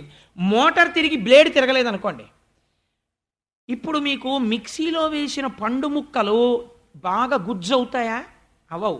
మోటార్ వరకే వెళ్ళింది, బ్లేడ్ తిరగట్లేదు. మీరు మెకానిక్ దగ్గరికి తీసుకెళ్ళిపోవాలి. ఇప్పుడు మోటార్ తిరిగి మోటార్తో పాటు బ్లేడ్ తిరిగింది అనుకోండి, ముక్కలు ఏమైపోతాయి? పిండి అయిపోతాయి. అలా ఈ కంటి చేత చూడబడనటువంటి పరబ్రహ్మ చైతన్యము దీనిలో ఉంటుంది. అది అంతటా ఉంటుంది బ్రహ్మ చైతన్యం. ఈ బ్రహ్మ చైతన్యం మనస్సుని పని చేయిస్తూ ఉంటుంది. ఈ మనస్సు మోటార్, ఈ మనస్సు బ్లేడుకి తగులుతుంది. ఈ బ్లేడ్లే కళ్ళు, ముక్కు, చెవు, నాలుక. ఈ బ్లేడు మోటారు కలవలేదనుకోండి, బ్లేడ్ పనిచేయదు. కారణం ఏంటి? కన్ను చూసేస్తోంది, మోటార్ పట్టట్లేదు. ఈ లోపలికి అందిందనుకోండి, మనస్సు కానీ దాన్ని పుచ్చుకుంది అనుకోండి, కన్ను చూసిన దాన్ని లోపల రికార్డ్ అవుతుంది, పుచ్చుకుంటుంది. మనస్సు పుచ్చుకొని చూసిన దాన్ని దాస్తుంది. ఈ దాయడాన్ని రుచి అంటారు. ఇది ఏమైపోతుందో తెలుసా అండి? ఉండకూడని వాటి వైపుకి వెళ్ళి వెళ్ళి వెళ్ళి వెళ్ళి ఆ రుచి ఎందు మనస్సు నిలబడిపోయింది అనుకోండి, ఇది లోపల రికార్డ్ చేస్తుంది. రికార్డ్ చేసి వాసన అంటారు. వాసన అంటే ముక్కుతో చూసేది కాదు, బాగా గుర్తుపెట్టుకోండి. ఇక్కడే మీరు అనుభవించిన సుఖాన్ని మనస్సు దాస్తుంది గోప్యంగా. పులిహార తిన్నాడో దాని రుచి ఇలా ఉంటుంది, ఇక్కడ పెట్టుకుంటుంది. ఒక 10 రోజులు పోయాక పులిహార పట్రా అంటుంది. ఎందుకు అడిగింది? దాని రుచిని ఇక్కడ మరిగి వాసనగా బయటికి వచ్చింది, పులిహారని తెప్పించుకుంటుంది. అలా పులిహార తిని అబ్బా వద్దంటుంది. మళ్ళీ 10 రోజులు పోయాక మళ్ళీ పులిహార పట్రా అంటుంది. ఇలా క్రమంగా ఏమైపోతుందో తెలుసా అండి? 10 రోజులు పోయాక పట్రా కాదు, ఫిల్టర్ చేసేస్తుంది. బాగా చేసేసి కొన్ని వాటి యందు వెళ్ళి నిలబడిపోతుంది. అందుకే ప్రయత్నపూర్వకంగా సుఖాల్ని పరిత్యజించడం అలవాటు కావాలి. లేకపోతే ఏమైపోతుందో తెలుసా అండి? ఈ మనస్సు వెళ్ళిపోయి ఏదో ఒక దాని యందు ఉండిపోతుంది. ఏ భార్య యందో బిడ్డల యందో అవి సుఖము అన్న భ్రాంతితో అక్కడికి వెళ్ళి నిలబడుతుంది.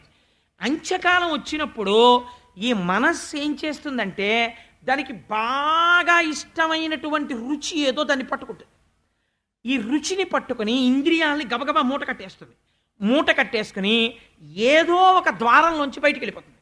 ఇది వాసన. ఇప్పుడు ఏం చేస్తుంది? ఇంకో శరీరంలోకి వెళుతుంది. వెళ్ళిన వాసనని తీసుకొస్తుంది పాత శరీరంలోంచి. అందుకే పుట్టుక చేతనే వాసనలు వచ్చేస్తాయి. ఒక్కొక్కడు పుట్టుకతో దుర్మార్గపుట ఆలోచనలే చేస్తాడు, ఒక్కొక్కడు పుట్టుకతో భగవంతుడి వైపు పెడతారు. అందుకే వాసనా బలాన్ని పట్టడానికే మన వాళ్ళు ప్రయోగం చేస్తారు. అన్నప్రాశన టైంలో అనుకుంటాను, కొన్ని వస్తువులు అక్కడ పెట్టి పిల్లవాడిని వదలండి, దేన్ని పట్టుకుంటాడో చూస్తా అంటారు. అందులో ఓ చాకు పెడతారు, లేకపోతే ఓ ప్రమాదకరమైన వస్తువు పెడతారు, ఓ బంగారం పెడతారు, ఓ 100 రూపాయల కాగితం పెడతారు, ఓ రామాయణం పుస్తకం పెడతారు, ఓ వెండి కంచం పెడతారు, అన్నం పెడతారు. ఓ పెద్ద ఆయన అక్కడి నించుంటాడు. ఇన్ని వస్తువులు వదిలేసి వాడు పాకుతూ వచ్చి ఆ ఎదురుగుండా నిలబడిన వారిలో ఒక భగవత్ సంబంధం కలిగిన వ్యక్తి పాదాలు పట్టుకున్నాడు అనుకోండి, వాడిని తీసుకొచ్చి పౌర సన్మానం చేయాలి. అంటే వాడు జీవితంలో సద్గురువుల పాదములు పట్టబోతున్నాడు. వాడు పాకి పాకి నోట్ల కట్ట తీసుకుని తండ్రికి కూడా ఇవ్వకుండా అదే పనిగా ఇలా ఇలా అంటున్నాడు అనుకోండి, లాగితే చిరిగిపోవాలి తప్ప, లేకపోతే వాడు నిద్రపోయినప్పుడు తీయాలి తప్ప చేతిలోంచి వదిలిపెట్టకుండా పట్టుకుంటాడు. అంటే వాడి విషయంలో తండ్రి కూడా జాగ్రత్తగా ఉండాలి. అంటే వాడికి డబ్బు పిచ్చి అంత ఉంటుందన్నమాట. వాసనా బలాన్ని పసిగట్టడానికే మన పెద్దలు 10 మంది ముందు అన్నం పెట్టి ఈ శరీరాన్ని పెంచుతాను కొడుకు కాబట్టి, కానీ వీడి వాసనా బలం ఏదుందో 10 మంది ముందు చూపించేస్తాను కాబట్టి 10 మంది వీడిని సంస్కరించండి అని చెప్పడానికి 10 వస్తువులు పెడతారు. పిచ్చివాళ్ళై పెట్టలేదు మన సంప్రదాయంలో.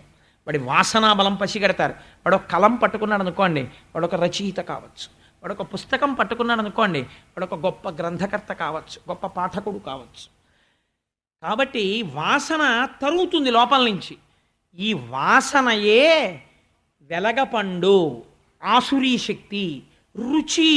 ఈ మనస్సు అనుభవించడం రికార్డ్ చేయడం, అనుభవించడం రికార్డ్ చేయడం, అనుభవించడం రికార్డ్ చేయడం. ఎన్ని రుచులు లోపల దాస్తుందో తెలుసా అండి అది. ఇన్నిటినీ లోపల రికార్డ్ చేసి పెడుతుంది. వెళ్ళిపోయే ముందు మనస్సుకు గొప్పతనం ఉంటుంది. శరీరాన్ని వదిలిపెట్టే ముందు టక టక టక టక టక ఫిల్టర్ చేసి పారేసి మీరు మరుగునీళ్ళు పోసేస్తారు, కాఫీ డికాషన్, కాఫీ పౌడర్ వేసేస్తారు, అన్నీ వేసేస్తారు. ఫిల్టర్ ఏం చేస్తుంది? చుక్క చుక్క చుక్క చుక్క చుక్క చుక్క కాఫీ గుండలో మరిగినటువంటి నీళ్లతో కూడిన డికాక్షన్ వదిలి మిగిలిన దాన్ని అన్నింటినీ పైన పెట్టేస్తుంది. అలా వెళ్ళిపోయే ముందు మనస్సు ఏం చేస్తుందంటే, బతికున్న నాళ్ళు దేని మీద వ్యామోహం పెరిగిపోయిందో దాన్నే పట్టుకుంటుంది, పట్టుకుని వెళ్ళిపోతుంది. వచ్చే శరీరంలో ఆ వాసనతో వెడుతుంది. ఆ వాసన కోసమే తిరుగుతాడు, దానికోసమే తిరుగుతుంటాడు. అందుకే మరి అలాంటప్పుడు ఈ వాసనలు వెంట తరిమితే ఎలా అతను గెలవగలడు? లోపల నుంచి ఆ వాసన తరిమేస్తుంటుంది. అందుకే ఒక్కొక్కడు చూడండి, దుష్ట సాంగత్యం వైపుకి వెళ్ళిపోతాడు. నేను నోటితో ఎందుకు చెప్పాలి, మీరందరూ పెద్దలు, మీకు తెలుసు. ఒక్కొక్కడు చెయ్యకూడని పనుల వైపుకు వెళ్ళిపోతుంటాడు. చిన్నతనం నుంచి వెనక్కి తేలేం. వాడిని బాగు చెయ్యగలిగినదేది ఈ లీల. వాడికి లీల చెప్పాలి, వాడికి వినిపించాలి. చేస్తే ఏమవుతుందో తెలుసా అండి, నేను సభాముఖంగా ఇటువంటి ఉపమానం ప్రయోగించాను అని మీరు ఏమనుకోవద్దు. ఇంతకన్నా నాకు దిక్కు లేదు ఈ లీల గురించి చెప్పడానికి. అందుకని నేను మీకు ఒక ఉపమానం చెప్తాను. పరమకాముకుడైన వాడు ఒకడు ఉన్నాడు అనుకోండి, వాడికి స్త్రీ అయితే చాలు, వాడికి వెంటనే లోపల నుంచి కాముకత్వం పెళ్ళుబుకుతుంది. ఒకనాడు వాడు ఒక స్త్రీని చూసి నేను భోగించవలసిన వస్తువు అనుకుని గభాలను తెరతీశాడు. వెనకనున్న స్త్రీని ఉద్రేకపూరితమైన కామంతో ఉన్నాడు. తెర తీసేటప్పటికి వెనకనున్న వస్తువు తన తల్లి. ఈ కాముకత్వం ఏమైపోతుంది? పాల పొంగు చల్లారిపోయినట్టు చల్లారిపోయి సిగ్గుపడి వెనక్కి తిరుగుతాడు. ఎందుచేత? ఉన్నది స్త్రీయే సత్యం, కానీ అమ్మని చూడగానే కాముకత్వం ఎలా చల్లారిపోతుందో, ఈశ్వరుణ్ణి దర్శనం చేయడం మొదలు పెడితే వాసనాబలం క్షీణించిపోతుంది. క్షీణించి ఎటుకి తిరిగిపోతుందో తెలుసా అండి? ఈశ్వరుడి వైపుకి తిరిగిపోతుంది. కానీ ఎలా తిరుగుతుంది? మరి ఎలా? కష్టం కదా, మనస్సు వెళ్ళటం లేదు కదండి. ముందు కర్మేంద్రియాల్ని తీసుకెళ్ళాలి. అందుకే దశమస్కంధానికి వచ్చాడు అంటే వాడికి ఎప్పుడో కృష్ణ పరమాత్మ అనుగ్రహం కలుగుతోందని గుర్తు. ముందు శరీరం వచ్చి కూర్చుంది. ఇక్కడ కూర్చుంటే మనస్సు మెల్లగా తెలిసో తెలియకో ఈ లీల వింటుంది. అరే, మన కోసం ఇన్ని చేసిన పరమాత్మ గురించి మనం ఎందుకు ఆలోచించలేం? ఇప్పుడు ఏం చేస్తాడు? తన బుద్ధిని ప్రయోగించడం ప్రారంభం చేస్తాడు. ప్రారంభం చేసి చాలామంది ఒక తెలివి తక్కువ మాట అంటారు. మీ నుదుటిని భాగవతం చెప్పమని రాశారు, మా నుదుటినేమో తప్పు పని చేయమని రాశారు, అందుకని నేను తప్పుడు వాడిని అయిపోయాను, నువ్వేమో 10 మందితో గౌరవం పొందుతున్నావు అంటారు. కాదు, ఈ నీకున్నటువంటి దురభ్యాసాన్ని నువ్వు గెలవగలవో మన శాస్త్రం ఎప్పుడూ కూడా నువ్వు పాడైపోతావని నిర్ధారించదు. నువ్వు నాశనం అయిపోయేవాడివే, నువ్వు పనికి మాలిన వాడివని మన శాస్త్రాలు చెప్పవు, ఉద్ధరిస్తాయి. అందుకే ఒక మాట అంటుంది లీల, అటువంటి వాడు కూడా బుద్ధి చేత ఒక్క అలవాటు చేసుకుంటే ఒక్కసారి గుళ్ళోకి వెడతాను. అందుకే గురువులు ఏం చెప్తారో తెలుసా అండి? పోన్లేవయా, ఎవరు చెప్పారు నువ్వు చేసింది తప్పని? నీ దురలవాట్లు నువ్వు మానలేవు, ఆల్ రైట్, నువ్వు చెయ్యి. కానీ ఏకకాలమునందు తెలివైన తల్లిదండ్రులు అలా చెప్పాలి. పిల్లాడు క్రికెట్ ఆడుకుంటున్నాడు అనుకోండి, చదవట్లేదు అనుకోండి, నువ్వు క్రికెట్ ఆడితే చంపేస్తానన్నారు అనుకోండి, వాడు చదువుతాడు కానీ వాడి బుర్రలోకి వెళ్ళదు. తెలివైన తల్లిదండ్రులు ఏమని చెప్పాలో తెలుసా అండి? ఆల్ రైట్, నువ్వు ఆడొద్దని నేను అనను, నువ్వు వాడు, కానీ 6 అయ్యేటప్పటికి నువ్వు వెళ్ళిపోవాలి ఆడుకోవడానికి. 6 నువ్వు ఇంట్లో ఉండడానికి వీల్లేదు. 5:30కి ఇంటికి వస్తావు. టిఫిన్ ఎంత తొందరగా చేస్తావో, అంత గబగబా వస్తావో, కాళ్ళు చేతులు కడిగేసుకుని నాకు డైనింగ్ టేబుల్ దగ్గర కనబడాలి. నువ్వు కాళ్ళు చేతులు కడుక్కుని కనబడితే టిఫిన్ పెట్టేస్తాను. నువ్వు గబగబా టిఫిన్ తింటా నీ వంతు. 6 లోపల టిఫిన్ తిని పాలు తాగో, నీ ఇష్టం, వెళ్ళిపో. 7 వరకు నువ్వు ఆడుకుని రావాలి. 7 గంటలకి నువ్వు పుస్తకం తీసుకుని టీవీ పెట్టినా, ఇంటికి ఎవరన్నా వచ్చినా నీకు అటువైపు ఝాస్ ఉండకుండా చదువుకోవాలి. ప్రతిరోజు 6 నుంచి 7 నిన్ను ఆడుకోవడానికి పంపించే పూచి నాది అనండి. వాడు పరుగున ఇంటికి వచ్చేసి బూట్లు ఇప్పేసి స్టాండ్లో పెట్టేసి చేతులు కడిగేసుకుని అమ్మ అమ్మ అమ్మ నువ్వు చెప్పినట్టు వచ్చేసి టిఫిన్ పెట్టేయంటాడు. మీరు టిఫిన్ పెట్టేయండి. వాడు గబగబా తినేసి 5 నిమిషాలు తక్కువ 6కి వెళ్ళిపోతాడు ప్లేగ్రౌండ్కి. 7 అయ్యేటప్పటికి రాకపోతే మాత్రం రేపు పంపని ఇంకా 6కి. వాడు 7 వచ్చేసి 7 నుంచి 8 ఉత్సాహంతో చదువుకుంటాడు. అవును, నన్ను 1 గంట పంపిస్తున్నాడు కాబట్టి నేను ఎందుకు మానేయాలి అని చదువుకుంటాడు. గురువు శాసించకూడదు, నువ్వు పాడైపోతున్నావు అనకూడదు. పోన్లేవయ్యా, అంత తేలిక మనస్సుని గెలవడం చాలా కష్టం. ఒక్క పంచి రోజు ఒక్కసారి గుళ్ళోకి వెళ్ళి ఈశ్వరుడి దగ్గర 5 నిమిషాలు గడుపు చాలు. 24 గంటల్లో వెళ్ళి దర్శనం చేసుకుని వెళ్ళిపోతుండు. ఇది ఏమైపోతుందో తెలుసా అండి? రామకృష్ణ పరమహంస అంటారు, నెమలికి నేర్పిన నల్లమందు అన్నారు. ఒక నెమలి నల్లమందు తినేటటువంటి ఆయన దగ్గరికి వెళ్ళింది అడుగులేస్తూ. సమయం సాయంకాలం 4 గంటలైంది. ఆయన నోట్లో వేసుకుంటూ ఒక నల్లమందు గింజ అక్కడ పెట్టాడు. ఏదైనా ఉపాధే కదండి. అది టక్కన కొట్టి నల్లమందు తింది. అది నల్లమందని దానికి తెలియదు. గురువు ఇస్తున్నది నల్లమందని శిష్యుడికి తెలియదు. నల్లమందు నోట్లో వేసుకుంటే ఏమైంది? మర్నాడు 3:30 అయ్యేటప్పటికీ నిన్న తిన్న గింజ తింటే బాగుండు, ఒళ్ళంతా భలే ఉందనిపించింది దానికి అని మళ్ళీ ఈయన దగ్గరికి వెతుక్కుంటూ వచ్చి నించుంది. మళ్ళీ ఓ నల్లమందు గింజ పెట్టాడు, మళ్ళీ తింది. ఇంకది నల్లమందుకి బానిసయింది కదా. ఆయన యందు సమ్మోహ శక్తి ఉందా భగవంతుడి యందు. నువ్వు వెళ్ళడం నేర్పు, నెమలికి నల్లమందు పెట్టినట్టు. ఎందుకయ్యా, ఎవడు చెప్పాడు నువ్వు పాడైపోయాడు? నీ అంత గొప్పవాళ్ళు లేడు, నువ్వు వృద్ధిలోకి వస్తావు 3 ఏళ్ల తర్వాత, నాకు తెలుసు నీ జాతకం. నువ్వు రోజు నువ్వు చేయవలసింది ఏంటో తెలుసా? ఎవడూ నిన్ను నిందించకుండా ఉండాలంటే వెళ్ళి ఒక్కసారి కృష్ణ దర్శనం చెయ్యి. నువ్వు 10 రోజులు భాగవతం విను అనండి. వాడు వినగా వినగా వినగా వినగా సెల్ఫ్ చెక్ మొదలవుతుంది. ఇదా దారుణం, ఈ వాసనా బలమా నన్ను తరుగుతోంది, నేను గెలుస్తానంటాడు. శరీరాన్ని తీసుకెళ్లి గుళ్ళో కూర్చోబెడతాడు. ఇప్పుడు ఈ వాసన ఎటు తిరిగినది? ఈశ్వరుడి వైపుకి తిరిగిపోయినది. తిరిగిపోతే ఏమైంది? ఇప్పుడు వాడు పట్టుకోవలసిన వస్తువుని పట్టుకుని వెళ్ళిపోయాడు. కాబట్టి ఇప్పుడు ఏమైపోయాడు? వాడు మోక్షానికి వెళ్ళిపోయాడు, ఈశ్వరానుగ్రహానికి వెళ్ళిపోయాడు. ఇంకా ఉన్నతికి వెళ్ళిపోతాడు కానీ కిందకి వెళ్ళిపోడు. గెలవలేదనుకోండి ఎలా ఉంటుందో తెలుసా అండి? లోపల వాసనలు ఉన్నాయని పసే కట్టలేదనుకోండి, ఎప్పటికీ తెలియలేదనుకోండి, వాడు బ్రతుకు ఏమైపోతుందో తెలుసా అండి? రామకృష్ణ పరమహంస చెప్తారు, ఒక పువ్వుల తోట పెంచినటువంటి యజమాని ఇంటికి, ఒక తోటమాలి ఇంటికి ఒక చేపలు అమ్ముకునే ఆవిడ వెళ్ళింది. వెడితే ఆవిడంది, చాలా సంతోషం అమ్మా, ఇన్నాళ్ళకి వచ్చావు నువ్వు, మనం స్నేహితులం, రా పడుకుందాం అని వాళ్ళు సాయంకాలం పువ్వులన్నీ కోసో గదిలో పెట్టేవారు. ఆ గదిలో పడుకోమన్నారు. పడుకోమంటే ఈ పువ్వులమ్మే ఆవిడికి నిద్ర పట్టేసింది. ఈ చేపలమ్మే ఆవిడికి నిద్ర పట్టట్లేదు. ఎందుకని? ఏమిటో బాబాయ్ పువ్వుల కంపు ముక్కు మూసుకుంటోంది. అటు దొల్లుతోంది ఇటు దొల్లుతోంది. ఈవిడికి తెలియొచ్చింది. ఏమమ్మా పడుకోవట్లేదే అని అడిగింది. ఏంటి ఏమనుకో కానీ వదినా, నాకు ఆ చేపల వాసన అలవాటు అయిపోయి పూల వాసన నాకు పట్టట్లేదు, నిద్ర పట్టట్లేదండి. అలాగా, ఎందుకు బెంగెట్టుకుంటావు? నేను ఇంకో గదిలో పడుకుంటాను, నువ్వు నీ చేపల తట్ట తెచ్చి పెట్టుకో. ఇప్పుడు మా ఇంట్లో చేపలు రావు కదా, అంటే చేపల తట్ట తెచ్చేసుకో అంటే ఆవిడేం చేసింది? నీళ్లు తీసుకొచ్చి చేపల తట్ట మీద చిలకరించింది. వాసన బాగా ఎక్కువ అవుతుంది. ఇప్పుడు ఆ తట్ట తెచ్చి తల దగ్గర పెట్టుకుని ఆ ముక్కు దగ్గర పెట్టుకుని వాసన చూస్తూ పడుకుంది. అంతే. ఇలా మొదలు పెట్టగానే ఆవిడ గుర్రు పెట్టడం మొదలుపెట్టింది. ఎందుకని? వాసన బలం అలవాటైపోయింది. ఆ వాసనకు అలవాటు పడిపోయిన వాడిని అలా తరుగుతుంది ఆ వాసన. దీన్ని గెలవాలంటే ఇక్కడ పరిశోధన మొదలవ్వాలి. అది శాశ్వతమైన మార్పు. ఈ రహస్యం ఎక్కడ తెలిసింది? కృష్ణుడి దగ్గర తెలిసింది. ఎలా గెలిచారు వాళ్ళు వాసన? కృష్ణ కృష్ణ కృష్ణ కృష్ణ కృష్ణ కొత్త దూడ వచ్చింది కృష్ణ, కొత్త దూడ వచ్చింది కృష్ణ అన్నారు. ఎవరు చంపారు వెలగ చెట్టుని దూడని? గోపాల బాలురు చంపలేదు, కృష్ణుడు చంపి వీళ్ళని రక్షించాడు. నువ్వు నీ వాసనలని ముందు జయించలేవు, నువ్వేం చెయ్యాలి? భక్తితో కృష్ణ కృష్ణ కృష్ణ అనాలి.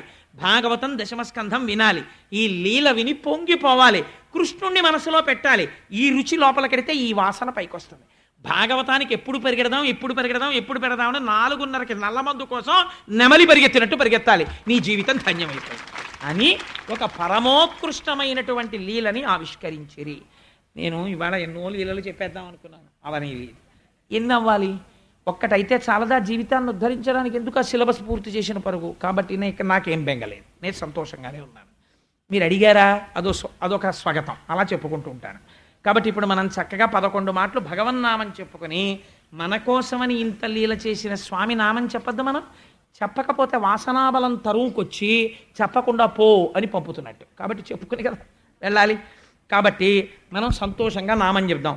పద్మావతి ప్రియ గోవింద గోవింద హరి గోవింద గోకుల నందన గోవింద విరాజతీర్థస విరజాతీర్థస గోవింద గోవింద హరి గోవింద గోకుల నందన గోవింద గరుడ వాహన గోవింద గోవింద హరి గోవింద గోకుల నందన గోవింద పరమదయాకర గోవింద గోవింద హరి గోవింద గోకుల నందన గోవింద కరుణాసాగర గోవింద గోవింద హరి గోవింద గోకుల నందన గోవింద సీతానాయక గోవింద గోవింద హరి గోవింద గోకుల నందన గోవింద పాండవ ప్రియ గోవింద గోవింద హరి గోవింద గోకుల నందన గోవింద భక్తవత్సల గోవింద గోవింద హరి గోవింద గోకుల నందన గోవింద శ్రీ వెంకటేశ గోవింద గోవింద హరి గోవింద గోకుల నందన గోవింద